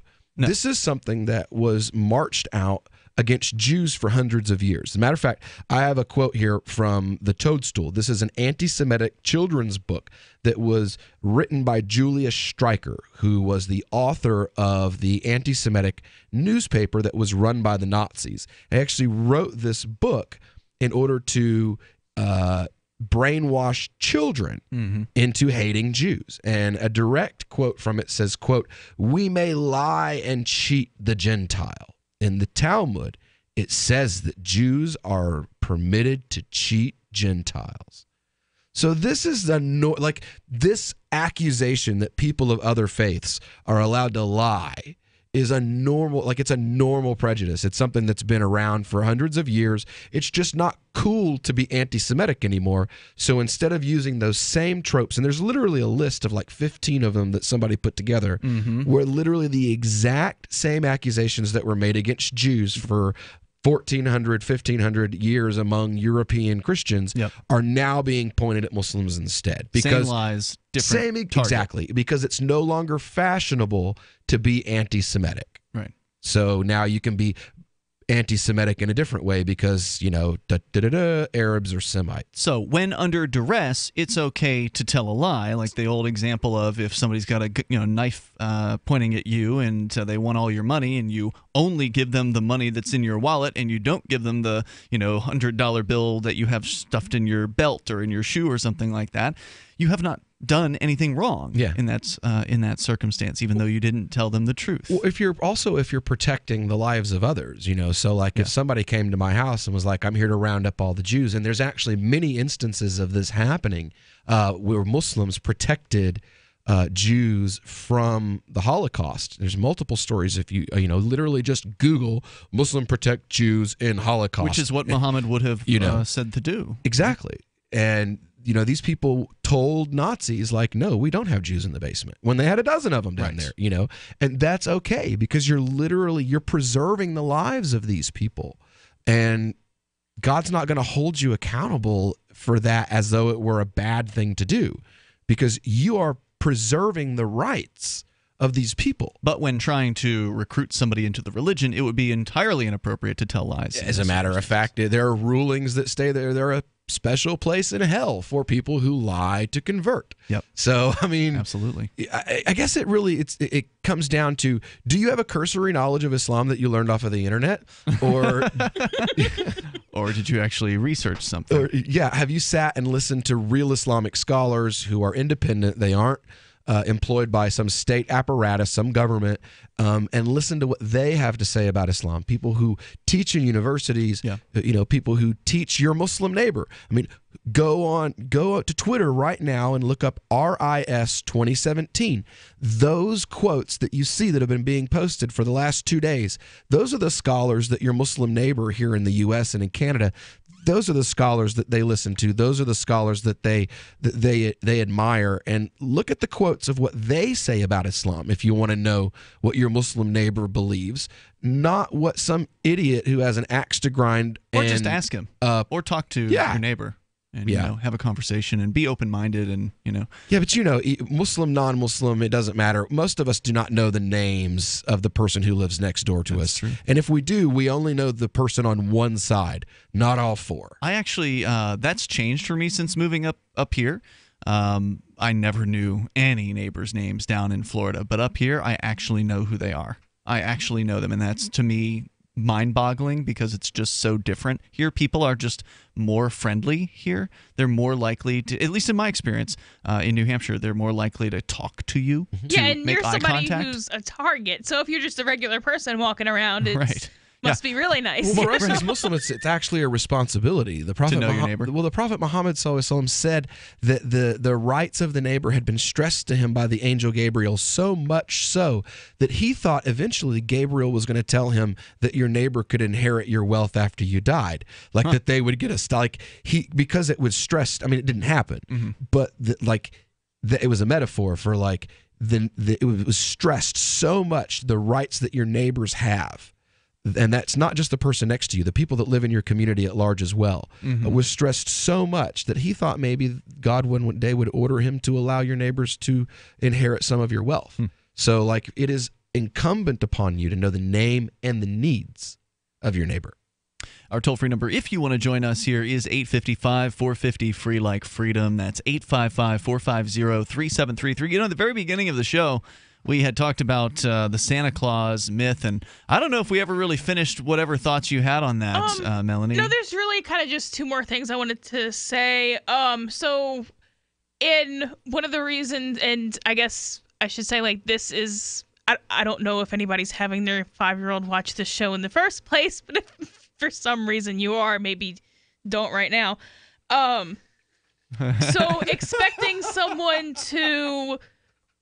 lying to someone for 5, 10, 8, however many years, and then also expecting them to trust you, and then also and then not only having a lie, but then having a bunch of false evidence to back it up, and having this kind of ongoing extravagant lie, and then also teaching them not to lie. I don't know if that's something that I can pull off. It's a contradiction that you're saying could be harmful to the relationship. Right, which is one of the reasons, at least on my end, why we decided not to do that. And I'm not saying that when you have kids. Yeah. And I'm not saying that nobody can, but I don't see myself being able to reconcile those two things. Okay, now I live in a household where we openly discouraged, because my mom, my whole family besides me on my side are all Christians. Okay. So Christmas is a super big deal. Yeah. And they brought Santa Claus into our life, even though I asked them not to. And we took your family now. Yeah, they brought we took a very realist approach with our kids. That what Santa Claus really is and who he really was, and why people give gifts in the name of Santa Claus, and they understand it. All right, let's talk more here in moments. Our toll-free number is 855-450-FREE. If you want to weigh in on Santa or whatever's on your mind, you can join us in Hour 3 of Free Talk Live coming up next. Have you ever wondered who the second person to discover gravity was? When you're in the mood for a treat, would you go to the second best bakery in town? Or how about the name John Breckenridge? Recognize it? If you don't, that's because he came in second to Abraham Lincoln. The firsts are first for a reason. Just how ID Stronghold was the first to create the technology to protect your credit cards from thieves with RFID chip scanners. ID Stronghold products block signals from those scanners, so thieves can't capture your critical data. Get a stronghold on your personal information and protect your family too. Don't settle for the second best wallet. Pick up ID Stronghold wallets for everyone on your list this holiday season. They're the perfect stocking stuffer, with leather wallets starting as low as $20 on Walmart.com, eBay, Amazon, and QVC. Save 10% by using coupon code PRESENT for a limited time. That's coupon code PRESENT only on IDStronghold.com. IDStronghold.com. Are you tired of governments murdering people around the world? Stop using their money. There is an alternative. Bitcoin is a stateless, free market, non-political currency. Bitcoin cannot be inflated or controlled by any government. By using their money, you are helping the state. Stop doing it. You have an incredible alternative available now. Learn it, use it, spread it. Get started with Bitcoin at Bitcoin.com. That's Bitcoin.com. So you've heard all 3 hours of the latest episode of Free Talk Live, and you're still hungry for liberty-oriented audio content? Did you know that we have another 24/7 audio stream at LRN.FM? The Liberty Radio Network airs the latest episodes of some of the best liberty-oriented podcasts on the internet around the clock. In addition to recorded content, you'll also hear live shows like Free Talk Live, originating from our Keene, New Hampshire studio. So listen anytime at LRN.FM. That's LRN.FM. You're listening to the live edition of Free Talk Live. Hour number 3 is next after the news here on the Liberty Radio Network at LRN.FM. From Keene in the Shire, the Liberty Media capital of the world, this is Daryl W. Perry, host of FPP Radio News for Monday, December 25th, 2017. Silver is trading at $16.38 per ounce. Gold is valued at $1,275 per ounce. Bitcoin is trading at 4.2 cents, and the average price of Bitcoin is $14,288. Antiwar.com reports what was initially expected to be a relatively brief engagement. Saudi Arabia's 2015 invasion of Yemen has become one of the world's biggest humanitarian disasters, and 1,000 days into the war, there is little sign of relief coming. There have been a few efforts at peace talks, but the Saudi-backed Hadi forces have resisted any deal that gives them anything less than absolute rule in post-war Yemen. International focus recently has been on getting humanitarian aid opened back up to Yemen's north, and even that with mixed results. Saudi war crimes have brought attention not just to the Saudis, but to the U.S. and Britain, who have both been selling arms to the Saudis. The U.S. in particular has been supporting the Saudi war from the beginning. Pentagon officials defended continued U.S. support for the Saudis, denying targeting involvement in the many civilians killed, and claiming the mid-air refueling exercises were about protecting the Saudi border from the Shiite Houthis. Are you an advocate for free market money? Do you promote Bitcoin as an alternative in a fiat-centric world? Then you need SpendABit in your arsenal, the search engine for things you can buy with Bitcoin. SpendABit aggregates millions of products from thousands of Bitcoin-enabled merchants. Keep your money in the free economy. Visit spendabit.co today. Bitcoin merchants, ask about our merchant suite to reach even more customers. spendabit.co. UPI reports e-commerce giant Amazon has acquired Blink, a startup company that makes wireless home security cameras. The announcement on the company's website said Blink will continue to operate under the Amazon umbrella. The announcement read, "Since launching in early 2016, we've been thrilled by your response to our ultra-affordable, truly wire-free video home security cameras and monitoring systems. If you own one of our systems, nothing changes for now. We'll continue to operate under the Amazon umbrella, selling and supporting the same great products you know and love." Amazon said in an email announcement that customers love their home security cameras and monitoring systems. We're excited to welcome their team and invent together on behalf of our customers. Amazon had recently announced a delivery services where packages can be dropped off inside a home, a service that requires security cameras. For over 40 years, Roberts & Roberts Brokerage has been a trusted source for buying and selling precious metals like gold and silver. And as a Bitcoin-preferred business, Roberts & Roberts Brokerage has removed the minimum purchase amount for all orders paid in the digital currency. Call Roberts & Roberts Brokerage today for knowledgeable advice on buying and selling precious metals and a forward-thinking approach to new technologies. 800-874-9760 or visit online at rrbi.co. Reuters reports on Christmas Eve, U.S. President Donald Trump took calls from children asking them what they wanted from Santa and revealing what was on his own wish list. One boy wanted building blocks, another wished for his grandma to get out of the hospital, and as for Trump, who has sent a series of combative tweets since arriving at his Florida vacation home, he said he wants peace for the country. Trump told a child named Ryan, who called NORAD to check on Santa's progress, "We've got prosperity, now we want peace." Every year on Christmas Eve, NORAD purports to track the flight of Santa and his reindeer-pulled sleigh, a tradition since 1955, when a department store misprinted a phone number, sending a flood of calls to a NORAD colonel who decided to play along. Sitting in a gold chair beside First Lady Melania Trump in an ornate tapestried great room, the president enthusiastically chatted with youngsters and their parents. Reporters in the room could hear only the president's side of the conversation. In his trademark brash style, honed during a career in the New York real estate world, Trump predicted the kids would have the greatest Christmas ever. He told one child from Mississippi, "I'll make a prediction. Santa is going to treat you well, really well, the best he's ever treated you," throwing in an invitation to come to the Oval Office. Casper from Arlington, Virginia, was a child after Trump's own heart. The president exclaimed, "Building blocks, that's what I always wanted too. I predict that Santa will bring you building blocks, so many you won't be able to use all of them." As for Ryan, he told Trump he wanted his grandmother to come home from the hospital. Trump said, "That is great. That's better than asking for a toy or something." You can support FPP Radio by joining the Fans program. To learn more or to join the Fans program, visit fans.fppradio.com. That's fans.fppradio.com. This has been FPP Radio News, online at fppradio.com.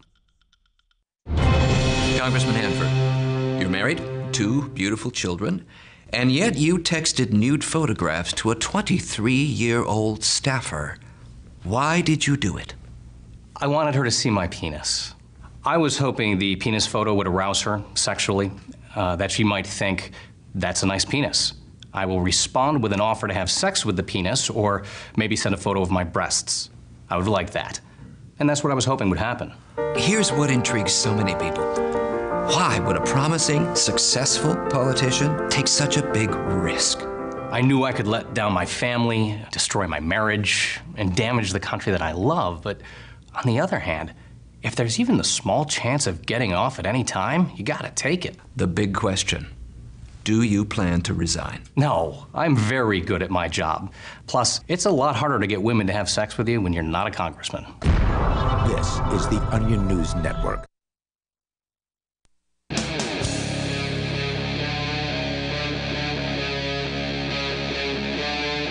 Free Talk Live.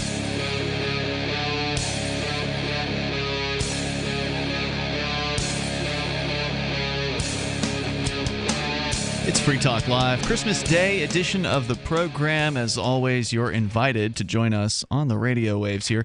And we are live in the studio tonight, joining you in this studio in beautiful Keene, New Hampshire on a white Christmas. It snowed last night, and supposedly it's going to snow later, but we'll see about that. It's Ian. Will. And Melanie. We're going to go to your phone calls and thoughts. We go first to Skype, where Stefan is on the line in Ohio. Hello, Stefan. I actually have something to add on the little Santa Claus conversation. Sure. I find it to be somewhat damaging because for years children are told, hey, there's this guy with a beard that flies in on a sleigh and gives you all these presents every year. Yeah. And if you don't do the right thing, he gives you a lump of coal.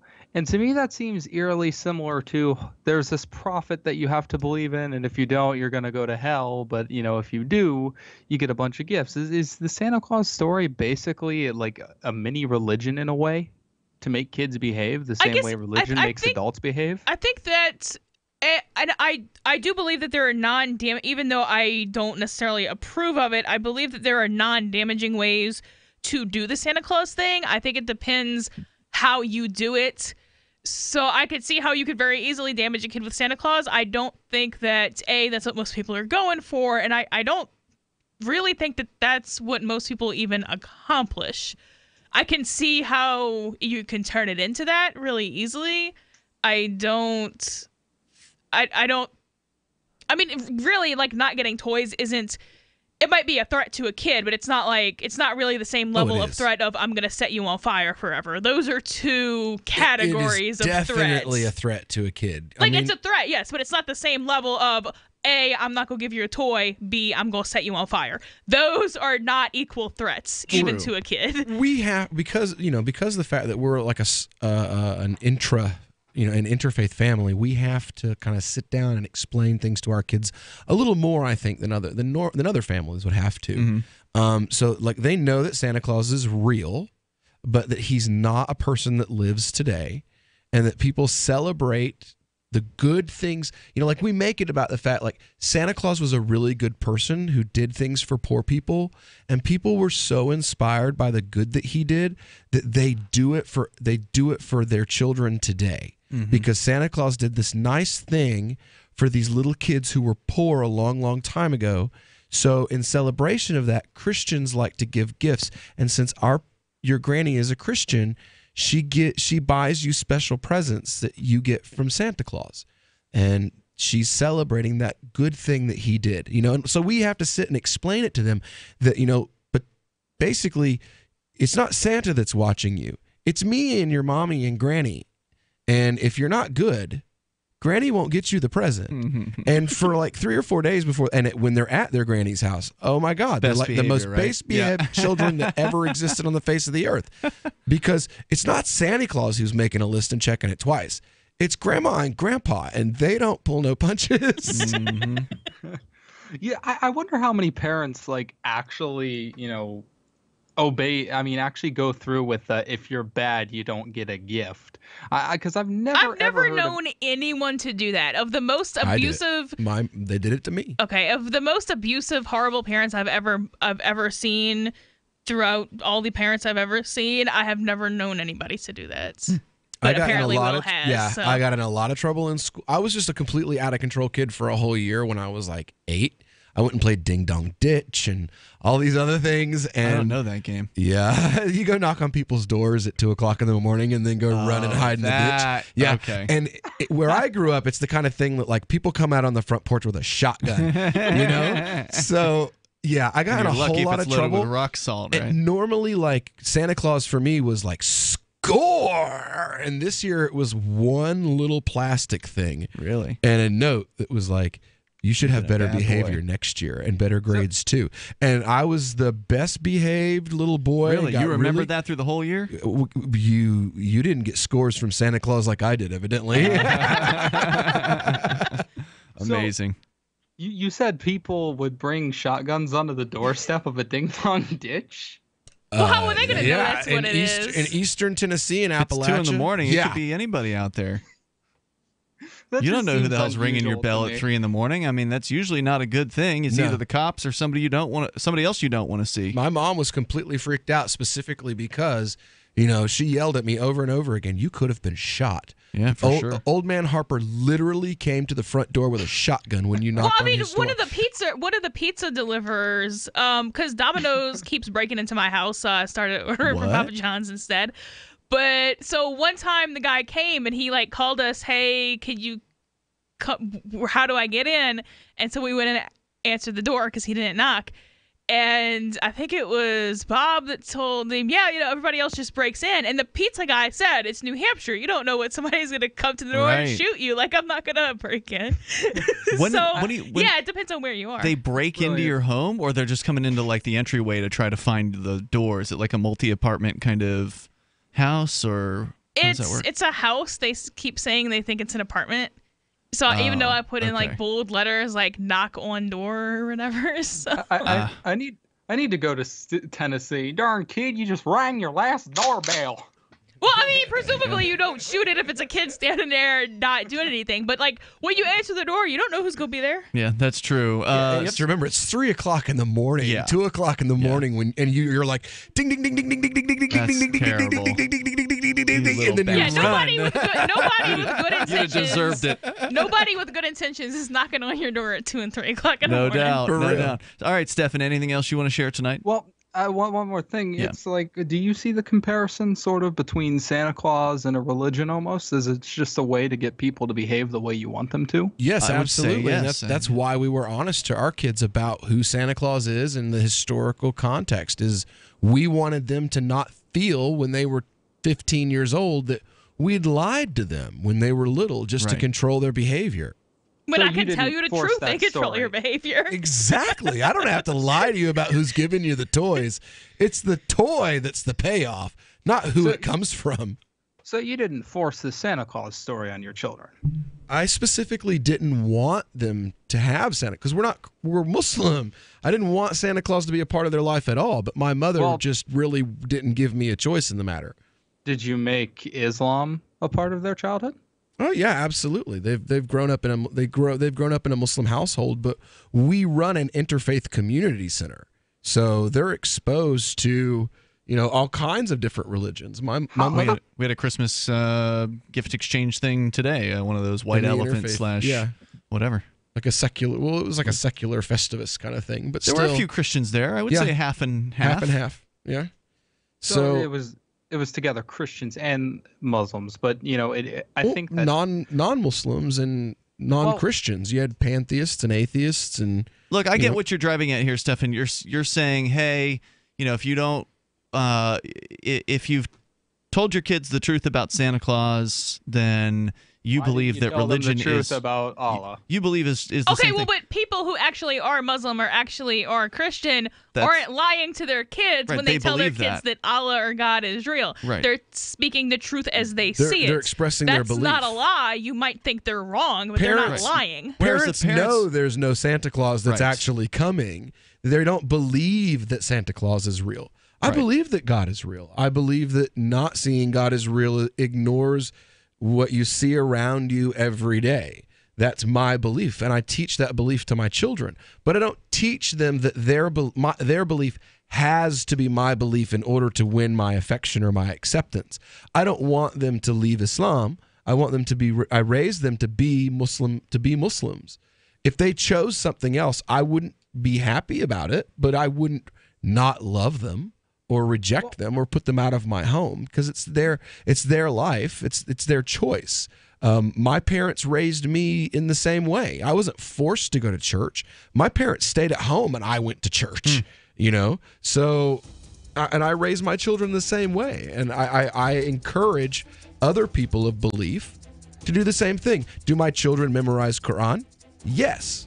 Do I force them to believe everything that they read?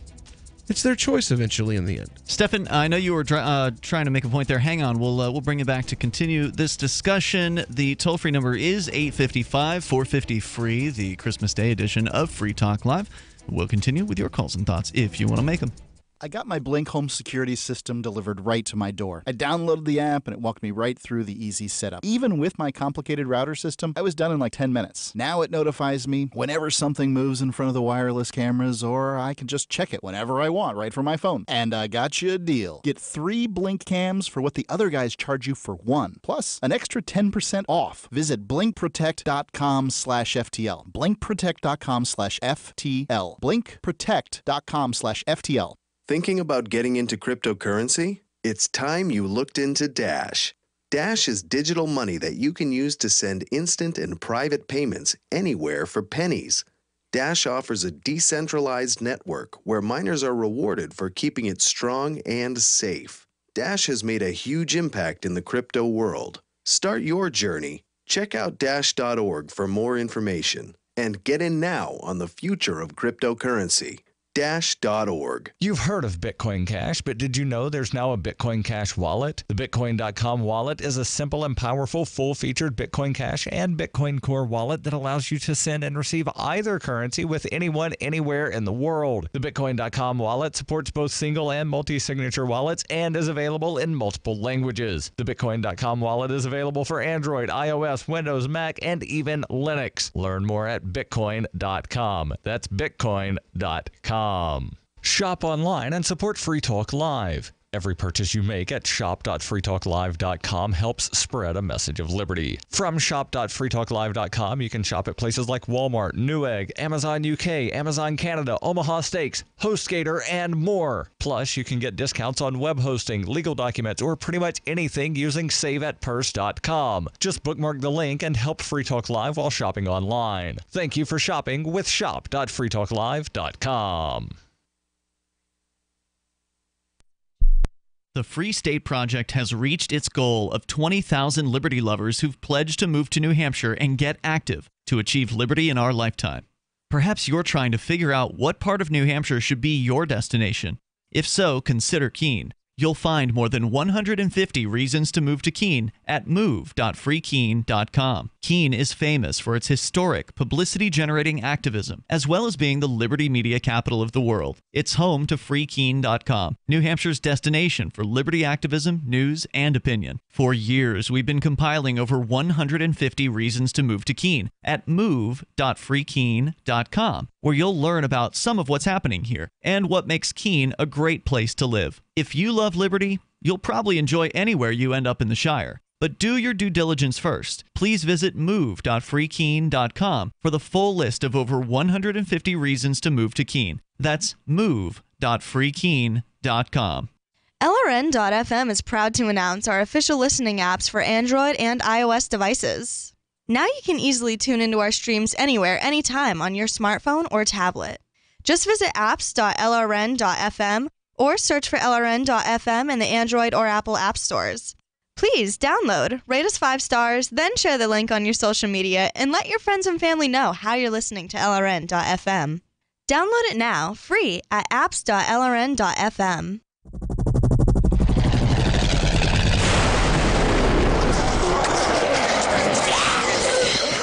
In Survivor Max 2, School Bites, Max must scavenge through a wasteland swarming with the undead. Desperate to find the medicine he needs, he discovers a community of survivors at his former school. Has he finally found the safe haven he's been looking for, or will he discover that school bites? Look for Survivor Max on Facebook, read reviews on Amazon, and read Chapter 1 at survivormax.com. You can put the Liberty Radio Network on the air in your area. Visit broadcast.lrn.fm to learn how. Broadcast.lrn.fm.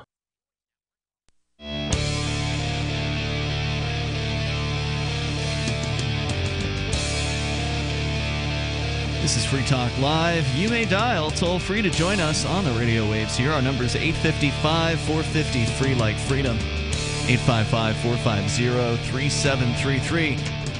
Let's say you need some tax assistance, or maybe you're tired of doing it yourself, or you're sick of your current accountant or bookkeeper and you want to have somebody come on board to help you maximize the amount of money that you get to keep from the government's clutches.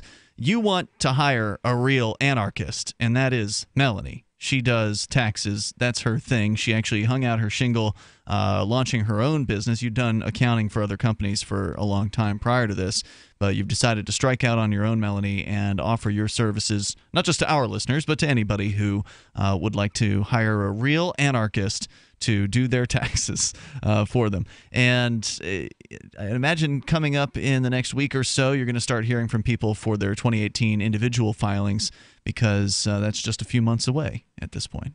Yeah, so that starts in January. Most people aren't going to have their, or at least most of the clients I'm used to having up here aren't going to have their paperwork by then. They have to get the W-2s, Yeah, right? it depends on what paperwork you have if you're waiting for a W-2 to 1099. When does those normally come in for folks? Somewhere in the first couple months of the year? It depends on what company you work for. It could be as early as the first week of January. Mm-hmm. It could be as late as March. Some people don't.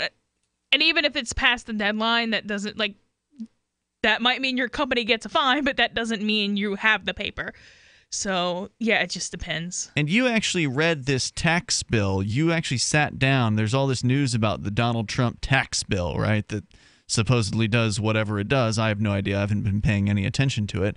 But you did. You actually sat down with a 1,000-page tax bill and poured over this thing recently. Yeah, there was some stuff about C Corps that I skipped just because I don't have any C Corp clients. If I get any, I'll go back and read it. But yeah, I read pretty much the whole thing. It's 1,000-something pages. So are people going to actually benefit from this, or is it just a bunch of moving around the deck chairs on the Titanic kind of thing? It very much depends. Okay. If you are married and have no kids, unless you make between a really certain amount you've of got money. Notes. Yeah, unless you make between $400,000 and $416,700, then you'll be better off. Really? A lot of people are going to be worse off. Who's worse off? Mostly single people. If you have, and I didn't do the math for all, I only did the math on married and single, but you're losing all the exemptions for dependents. If you're single. If you're anything. Oh, okay. The itemized deductions are very different. Effectively, the threshold for that is higher. So you can see Melanie actually does her research here. She has actually looked at this awful tax bill, which I just can't imagine doing. And You're saying that as a person who makes less, say, like $20,000 a year with 5 kids, I can no longer write my kids off as an expense on my taxes? So they still have the child tax credit, which actually went up, but they don't have the exemption. And what does all that mean? You'll have to consult with Melanie, and she'll talk to you off the air about it. Go to tax.freetalklive.com. That's TAX, tax.freetalklive.com. I'm happy to announce that our subdomains are finally working properly again. We were having some issues with certain browsers not being able to get to where they needed to go, because when you go to tax.freetalklive.com, it actually just forwards you to Melanie's actual web URL, which is a little bit longer, so we use the tax.freetalklive.com. Go there, get in touch with Melanie whenever you're ready to get rolling on 2018 taxes. Obviously, sooner is better, because then she can schedule you in and book whatever time is necessary over Skype or whatever other methods you use to talk to folks. And you do have a few different options where people can get in touch with you. So if you want to have a real anarchist help you out with tax season, she can do that. Go to tax.freetalklive.com. As Stefan is back with us in Ohio. Stefan, we were speculating in here. Maybe you said it. Are you an atheist? No, I am what you would refer to as a deist. A deist, meaning that you believe what?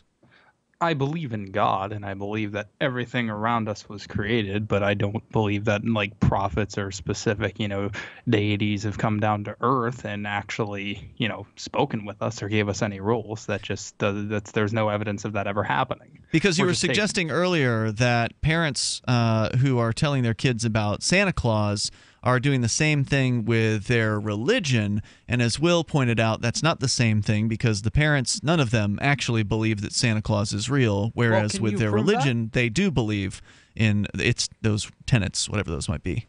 Well, can you prove that there's not some 30-year-old out there who truly does believe in Santa Claus? I cannot prove that. That would but be highly unlikely, and it's still the case that the overwhelming majority of parents do not believe in Santa Claus. It's probably 99.999%. Basically, so the argument would then be that the grandparents have somehow kept them in the dark till they were 30 years old. Breaking into the parents' house with toys, that's just so unlikely. Occam's razor tells me that no one over the age of 10 believes in Santa Claus. Really, probably, yeah. And I imagine it's getting lower. What with the internet now, kids can just Google it, right? Well, I don't think kids believe for anywhere near as long as their parents thought they believed in the first place. Yeah, kids are smarter than a lot of parents give them credit for. And they think that they're either going to get toys or not get toys or get in trouble if they admit they don't. So, you're not getting good information from your hostages. Sorry. Well, you said kids would go on, Google or something and figure out if Santa Claus was real or not. Could they not do the same with Judaism or Christianity or Islam? Of course they could. Of course they could. Okay, but there's an overwhelming consensus on the status of Santa Claus. There is not an overwhelming consensus on the status of any of those other things. It depends on the region you come from. Okay, but you're talking about the internet, Right, so they're that would gonna get a include lot of all people opinions. with internet access. If they go on the internet, they're going to get a lot of opinions about different religions, whereas overall, most people are going to agree that Santa Claus is not real. So I then ask, why not believe in Santa Claus? What? I do believe in Santa Claus, and so do my kids. We believe that he's a historical figure that lived and that he gave and was a very, very charitable human being. Didn't you say he was from Turkey? Yes, he was Turkey. So he was Turkish. brown-skinned. Yes, he would have been Mediterranean. Like Jesus. Yes. Likely was. Yeah. But that he was a historical figure and that people give gifts to honor the good that he did in his life. That's something that some Christians do, and that a lot of people who aren't Christian have accepted that, adopted that tradition, and now they give gifts to their children to honor the good things. Like we break it down to them in a way that's honest, in a way that they can That's understand. the way to do it. That makes the most sense. Stefan, thanks for the call tonight. I appreciate it. Let's go to your calls and thoughts. Josh in Ottawa, you're on Free Talk Live. Hey, Josh. Iowa, but that's fine. Sorry about that. Go ahead, Josh, in Iowa. Yeah, I was just calling about because Friday the business that I was working for got raided by the police Oh, no. because they didn't have a business license. Seriously? Now, mind you, this guy's been in operation for 30-plus years. Wow. And apparently they just forgot to file the paperwork last year. So they went into the business and basically stole all of the products. Hold on. I want you to we're tell just me talking more about about this. food. Stand by, Josh, if you can. We want to come back and hear the details of this story. Wow. Toll-free number is 855-450-FREE like freedom. 855-450-3733. Licenses, total protection racket, total protectionism for long-standing businesses. We'll tell you more about it coming up on Free Talk Live. Hi, this is Ted Anderson. I'm here to tell you about GCNtelecare.com, a team of board-certified doctors assisting you 24 hours a day, 7 days a week, 365 days a year. Within 15 minutes of registration, care your family can afford. Revolutionizing the healthcare industry, virtual consulting providing diagnosis of non-emergency medical issues by phone or secure video on computer or smart mobile devices. GCNtelecare.com, virtual care anywhere. This is Dan Pilla. Do you owe the IRS money you can't pay? Are tax debts crippling you? I've defended people from the IRS for over 30 years. I've helped thousands, and I can help you too. I wrote the book on IRS settlement, and I'm telling you, there's no such thing as a hopeless case. Call 800-34-NO-TAX to finally get free of IRS debt. With the IRS's new programs, there's never been a better time to solve your problem. Call 800-34-NO-TAX. That's 800-34-NO-TAX, or my website, danpilla.com. This is Michael Dean from the Freedom Fiends. I've run websites since 1996 and have used over a dozen web hosts in that time. AgristHosting.com is the only one that hasn't broken my heart. Agrist Hosting's uptime and service is stellar, and their DDoS mitigation is the best I've seen. That's important because if you tell the truth in this world, you'll ruffle feathers. And some people will try dirty tricks to silence your voice. No matter what the haters hit us with, Agrist Hosting keeps our websites online. If you have a mission-critical commercial presence or a world-changing activism site, you cannot tolerate any skullduggery. So go with agristhosting.com. Have a WordPress or blog site, but you're not satisfied with performance or uptime? Or just want raw hosting? Want to pay with Bitcoin? Agrist Hosting specializes in high-performance hosting with personalized service. Go to agristhosting.com and click on the button that says Get Hosted. That's agristhosting.com. I love My Magic Mud. I drink a lot of coffee. I had stains on my teeth. Then I found My Magic Mud, and I was told it would remove stains. So I paid attention when I brushed the first time. My Magic Mud is black tooth powder, and the difference it made in my teeth in one application was noticeable. With 4, my teeth were as white as you normal folks out there. Please go to mymagicmud.com and buy a jar. There's 150 applications for $25. You can use Bitcoin, mymagicmud.com.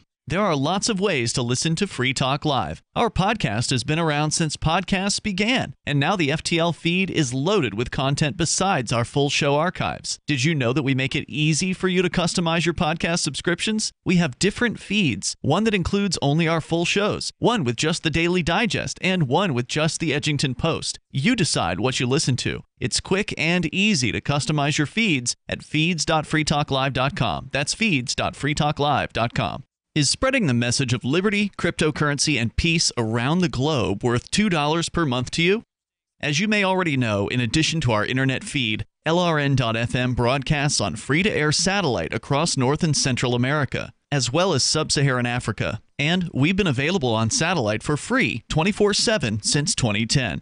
The LRN.FM free-to-air satellite signal is reaching some of the most oppressive regimes in the world, and there's no doubt our ideas are making an impact. You can learn more about the channel's impact by watching the 3-minute video at fund.lrn.fm. If you'd like to help free minds globally with our ideas of liberty, cryptocurrency, and peace, you can donate as little as $2 per month via fund.lrn.fm.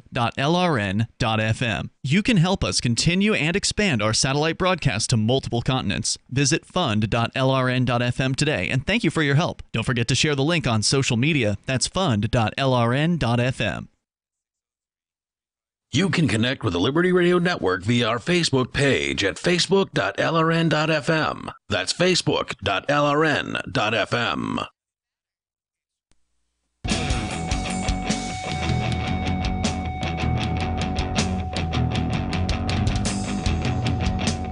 Free Talk Live, Christmas Day edition. We're here live in the studio with you, and you can take control of the airwaves toll-free at 855-450-FREE, like freedom. That's 855-450-3733. In the studio tonight, you've got Ian. Will. And Melanie. And don't forget, you can go online over at freetalklive.com, and you can get your shopping taken care of through shop.freetalklive.com. You enter, say, Walmart or Newegg through the links you'll find there. Free Talk Live gets a portion of the purchase price. It's the same great deals you're used to. You're just helping Free Talk Live when you shop through shop.freetalklive.com. Let's go back to Josh. He's in Iowa. Josh, you said that you the business that you work for was raided recently. Now, when did this go down? Friday. Wow. Okay. Well, Merry Christmas. Here's a raid. We're going to shut your business down. You said that the company you work for has had a license with the government for decades, but they forgot to renew it. And go ahead and tell us the rest of the story. What's the business? You said what's the industry? What's the business type? It's a food industry. I don't want to give any details like that Okay. just because there's ongoing litigation. Yep. No, I understand. But, yeah, so they went into the retail location and basically stole all the products from the people that were working there. And then we had, 100 customers who were sitting there waiting for their holiday stuff. And then I was at the warehouse location, and about 5 p.m., the people started just like banging on the doors and trying to get in, and finally the police kicked in the door. Jeez. And they were like, "Why didn't you open the door?" And I said, "Because it's not my job." and so they start asking me all these questions, and I'm like, "Dude, it's not my problem. I'm not here to do your investigation, okay? Right. You can look around. You have a piece of paper that says you're allowed to be here. You're the one with the gun. I'm just sitting in here trying to do work that I was supposed to be doing." And they get really upset, and I says to him, "Can I, am I free to go?" And he says, "No." Whoa. And I said, "So I'm under arrest." And he says, "No." And I said, "So why can't I go?" And he's like, "Well, you're being detained." So I was like, "Oh, okay." On what basis? The guy because I was the only one they could find. I was just finishing up some technical work for him for the holiday season to shut the place down, basically, till we were done with the holiday season. And they basically came in and made the property manager and different people come in and see what was going on, and they just kept asking me questions until these people get there. And I'm like, it's not my job to do your investigation. I'm not on your clock. I have no obligation to you. Nope. And this guy is just getting redder and redder because I'm not answering the damn cops' questions. I'm like, you got nothing on me. Tell me you got video. Tell me you got video of this. Unfortunately, I didn't. Because as soon as the cops kicked in the door, my first instinct is I wiped my phone. Oh, wow. I don't, I just have no, it's a reaction. Just, it's gone. Took me about an hour to get it all back off the cloud and everything. But, yeah, I was just like, no. And so then he's sitting there asking me questions. And so I just started, I downloaded a new game and I started playing it. And he's like, can you put the phone away? I'm like, can you let me hold your gun? And he's like, no, I can't do that. Well, I'm not putting the phone away then. Wow. I'm not under arrest. I don't have to follow your directions, so I'm not going to pay attention to you. What were they looking you're holding me here against my will. I mean, they had a warrant, supposedly. What were they searching for? Did they show it to you? Oh, yeah, it was for unlicensed food products. Huh. And like so I said, because the company didn't get a license, that means that they can just go in and take the entire inventory. Oh, yeah. They like, I went by the other day and just happened to look in, and they didn't have anything blocking the door, so I could walk in, and there was no official government sticker saying you're not allowed in here or anything. And so I just checked it out, and they had stickers on all the products that said evidence. That's all they did. They didn't even take the stuff. They just had stickers on it. Wow. So, so food related company has had a license. They neglected to renew it. Did you ever get to talk to whoever it would have been that should have been renewing that license? I mean, normally the government doesn't just go straight up and raid. I mean, although we know that behind every government program is the threat of violence, and this is it, shown in full view to you. But a lot of times they will send threatening letters. Do you know that whether they did or not, and they were just didn't make it to the right person or got ignored? Well, they stopped by once previously, but we didn't let them in the building because that's not my job. Right. And the cop asked, well, why didn't you open the door? I'm like, because I was told not to. He's like, well, who told you not to? I was like, look, I have a bad attitude and poor customer service. They don't want me dealing with customers, okay? That's why I'm at the warehouse. So what's going to happen now? You said there's lawyers involved. What's the legal status? Basically, the owner facilitator of the place basically just said, here's the money that I have available right now to go ahead and pay you off for the work that you've done. And as far as I'm concerned, you should just basically forget about me for a while. So I had nothing I could do. I mean, do you not have a job because of this? Oh, well, I'm a agorist anyways. I just go from here to there. And I see. That was just a seasonal thing I was doing for him. Got it. Well, that sounds absolutely horrible, man. I'm sorry to. He had a business license or something like that. Yeah, sure. Yeah, I mean, even a regular W-2 employee at a doing paperwork in a warehouse, they wouldn't know. Probably would have no idea of the status of the business license or which ones were even needed. Yep. They have people in the office for that. I mean, I don't know why the cops thought you would know in the first place. How many cops were involved in the raid? It was just 2 cops and some other people who said that they were. But apparently, I found out from somebody else who was there that it was a competitor who had actually turned him in. Figures. So they were just trying to use violence against it. Wow, that's so sick. It's so sad. I'm really sorry to hear that happened. And Josh, thanks for calling to share your story with us tonight. I appreciate hearing from you. The toll-free number here tonight is 855-450-FREE. You shouldn't have to ask anybody's permission to go into business. You shouldn't have to get a piece of paper, a permission slip from some government bureaucrat, some board of unaccountable people to determine whether or not you can swing open the doors on either a warehouse or a retail location. Well, as you see right there, it shows that those permission slips are the gateways. They are the gates that keep people out of the market and keep people from being able to support themselves. Sure do. And that's tragic because what it actually hurts the most are poor people. It hurts the people because if you've got $1 million, then okay, well, you can hire the attorney to fill out the paperwork and get it done for $20,000 or whatever it would cost to jump through all the hoops. No problem for somebody that has the connections and has the money. But if you're a poor person or lower middle class or whatever, and you're just living paycheck to paycheck, you've managed to save up some money and you want to open up your own business.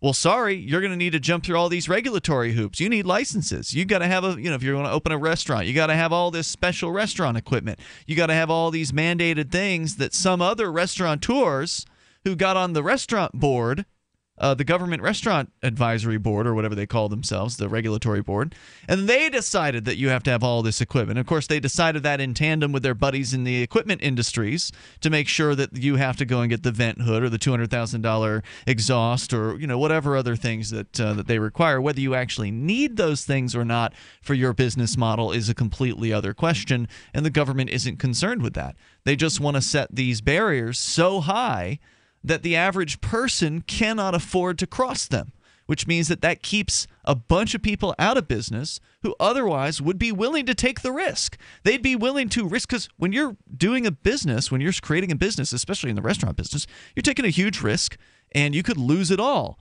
They're just making sure you can't even try in the first place because of these laws, these licenses. The toll-free number here is 855-450-FREE, like freedom. I hope that eventually we can see the abolishment of all government licensure here in New Hampshire. It's going to take a lot of effort inside the political system to make something like that happen. We saw some minor rollbacks earlier this year, like deregulating hair braiding. They got rid of the license for that. So that was good. But that's just a little baby step. We still got a lot more work to do. There's more coming up here. You can join us on the radio. This is Free Talk Live. From the third letter of Captain Mark. The Crown's observation conditions us to be dishonest with ourselves. Therefore, constant surveillance produces a society of constant deception. Honest communication is the seed of civilized conduct. To deny us this seed is to deny us its fruits. But the Crown's primary objective is to stifle free thought itself, to make its subjects incapable of dissent. Seasoned pirates have always encrypted messages and codes and ciphers, so intercepted transmissions were incomprehensible. But today, the Crown possesses advanced tools of pattern recognition that document, profile, and predict our every move. Today, piracy requires hailing frequencies completely invisible to the Crown. We are tired of poltergeists in the static.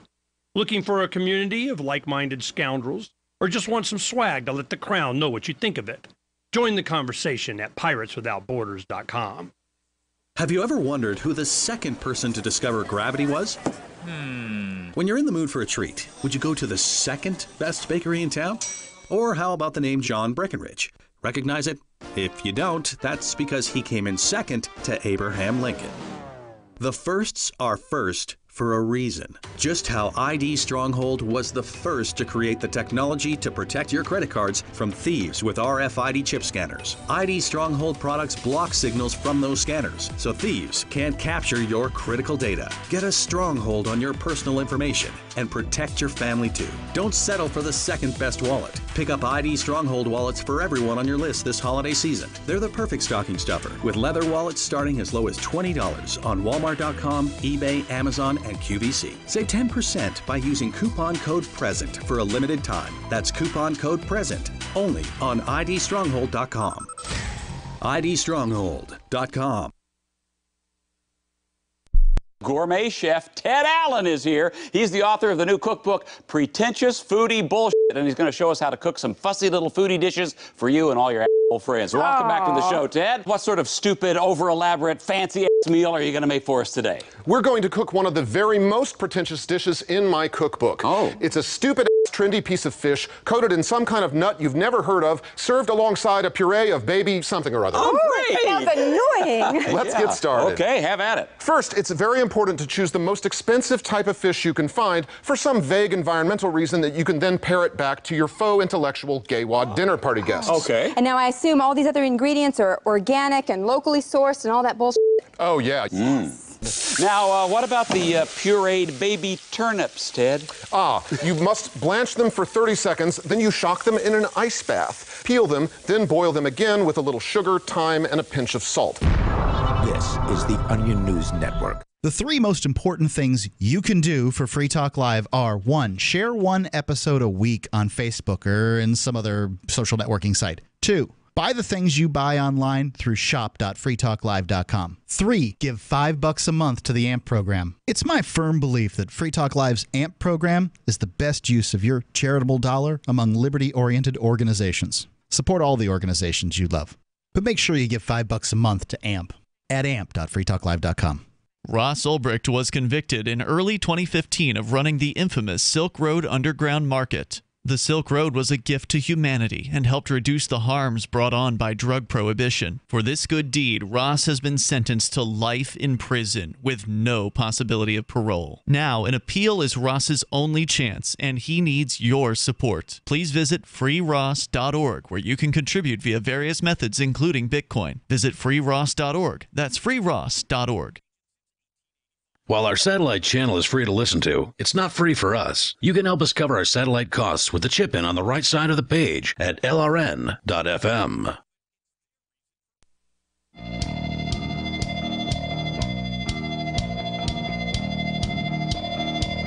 This is Free Talk Live.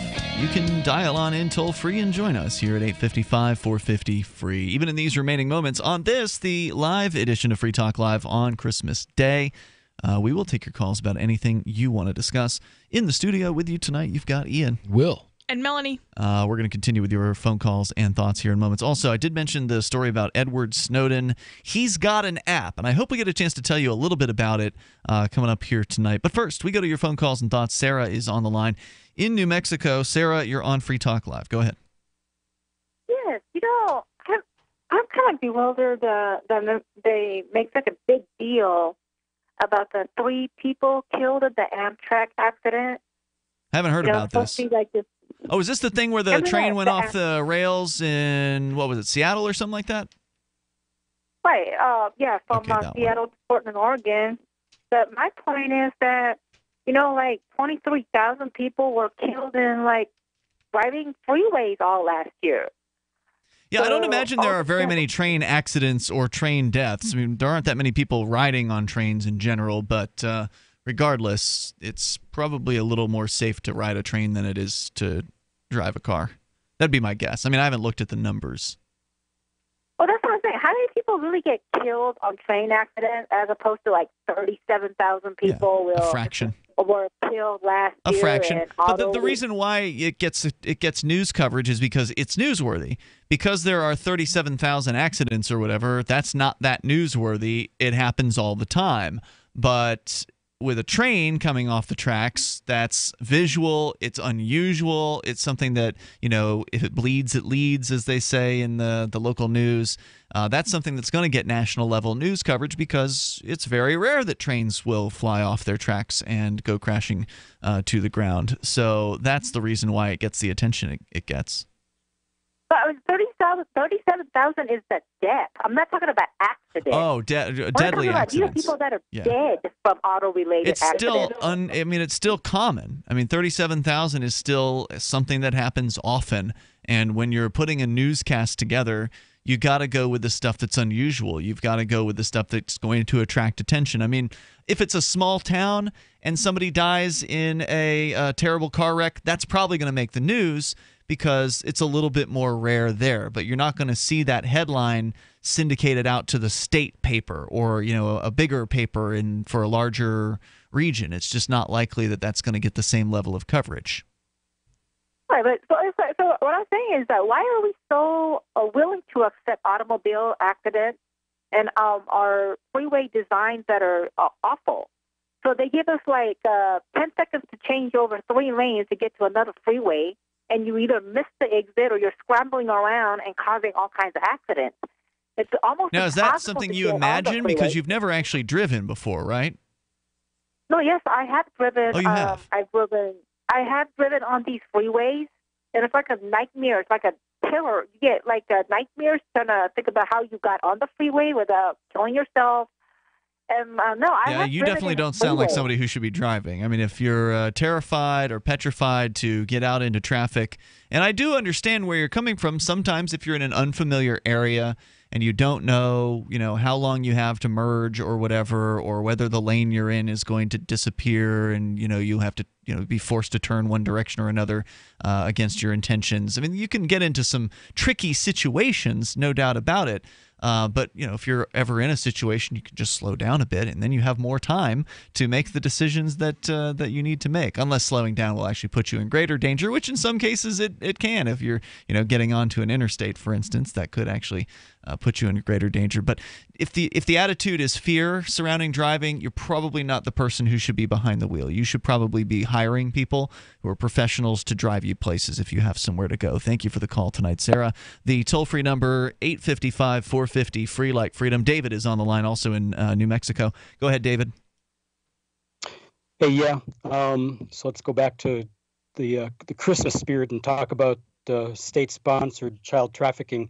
Since you have on another night when you have Will, but not Mel, I got questions on Islam from stuff I heard on the radio. Well, we got Will right here, so why not just ask them now? Yeah, but because you have Melanie and you don't have Melanie other nights, you have Will more often. So Melanie is a more rare commodity. So I'd like to address that issue. Okay. And that issue is first of all, I'm not asking for any legal advice. We're just having a discussion on what our opinions are on what's going on here. And in the course of that, we're talking about the law that our government thinks it has, where they can involve themselves in our lives, in this case, in the area of children and parents. So what is the legal authority? And I'm not asking for legal advice. We're just having a discussion here. What is the legal authority that our government claims in order to inject itself into the lives of parents and children and take control and literally order where children are going in relation to one parent or another? Does anybody have any insight into that?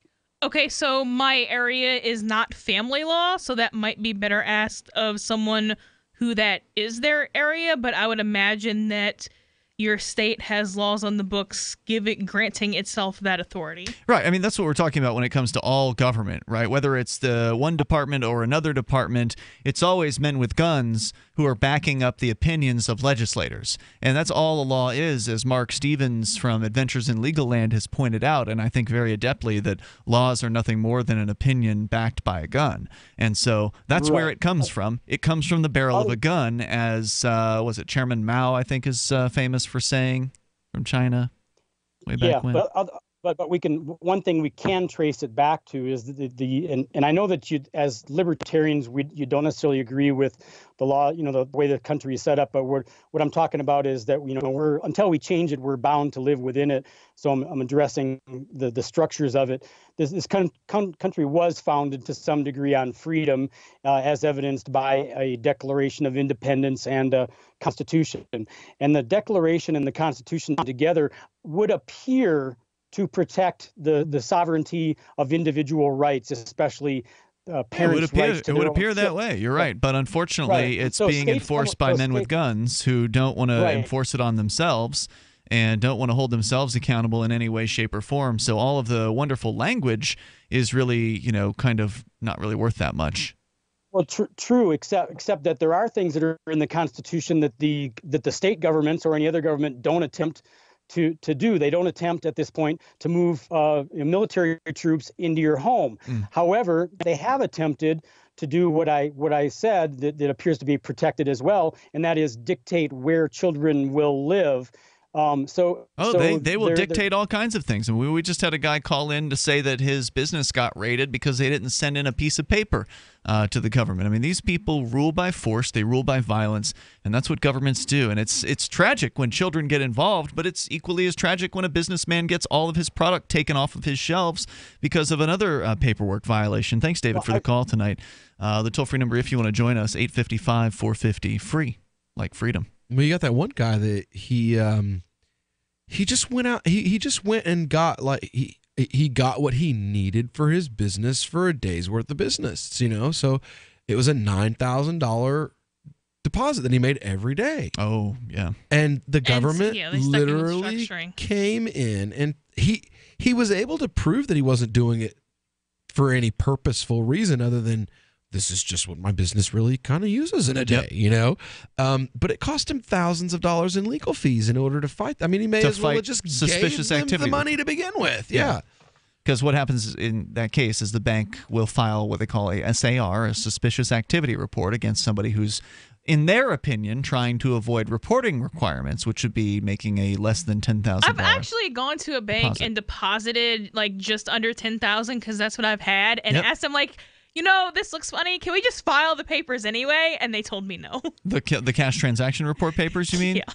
Yeah. I was like, this check is for like $9,827. Right. Like, can we just like? I wonder if they like, considered that suspicious. The fact that you asked. I don't know. Because they could, right? The fact that you knew about the cash transaction report could be a suspicious activity. Depending. Speaking of suspicious activity, Snowden's got an app. It's called Haven. It's only available at this time for Android, and you can install it. It's in beta. You have to install it on a burner phone, and then you can leave this burner phone on like your laptop in a hotel room. And if some agent or maid or somebody who's, your competitor or whatever, they break into your hotel room and they want to get into your stuff, they got to move the phone off the laptop to open the laptop up. Well, the laptop or the phone will notice, because it's got accelerometers and things and cameras and microphones, and it's monitoring. This new software from Edward Snowden is monitoring all of those things. And so if it notices something happening, it records that, and then it will send a text message to your phone, the one you actively use, the one that you have with you, and let you know. And it's taking pictures of the person who's, picked up your phone. It's recording audio of whatever things they might be saying, perhaps to another person that has gone into the room with you.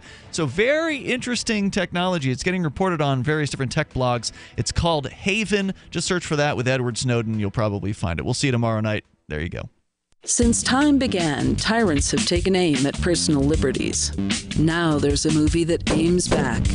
The government has no more right to tell us what to put in our bodies than they have to take our guns or tell us what books we can read. 6 drug police were eaten by bears while raiding a marijuana farm. On your knees, you dirty hippies! Jesus. On your knees! What's the problem, officer? Today, many cops who enforce pot laws do so only because it provides them with cushy jobs, good benefits, and a chance to push people around. I was an undercover narcotics officer. The drug war is nothing but a farce. The Second Amendment says you gotta keep you and your gat intact. Guns and Weed, The Road to Freedom. A film by Michael W. Dean and Nima Vadadi. DVD available now at gunsandweed.com or on Amazon. That's gunsandweed.com. Makes the perfect gift. Remember, that's gunsandweed.com. So you've signed the Shire Society Declaration and are planning your move to New Hampshire to be around more liberty-oriented people. Next, sign up for the Shire Society Forum at forum.shiresociety.com. There are a bunch of people there who are already in the Shire, and they want to meet you. If you're already in the Shire physically, you should also come by the forums. Remember, not everyone uses Facebook. New people are signing up for the Shire Society Forum every month, so drop in and say hello at forum.shiresociety.com. Did you know you can watch Free Talk Live during our live show 7 days a week from 7 to 10 p.m. Eastern via our studio cams at cam.freetalklive.com? Plus, you can chat with other listeners while you watch, all totally free. Now that our live video stream is hosted by YouTube, our video archives will be online even faster. So be sure to subscribe to our YouTube channel. Listen, watch, and chat all free at cam.freetalklive.com. That's cam.freetalklive.com. The latest episode of Declare Your Independence is next, after the news, here on the Liberty Radio Network, LRN.FM. From Keene in the Shire, the Liberty Media capital of the world, this is Daryl W. Perry, host of FPP Radio News for Monday, December 25th, 2017. Silver is trading at $16.38 per ounce. Gold is valued at $1,275 per ounce. Bitcoin is trading at 4.2 cents, and the average price of Bitcoin is $14,288. Antiwar.com reports what was initially expected to be a relatively brief engagement. Saudi Arabia's 2015 invasion of Yemen has become one of the world's biggest humanitarian disasters, and 1,000 days into the war, there is little sign of relief coming. There have been a few efforts at peace talks, but the Saudi-backed Hadi forces have resisted any deal that gives them anything less than absolute rule in post-war Yemen. International focus recently has been on getting humanitarian aid opened back up to Yemen's north, and even that with mixed results.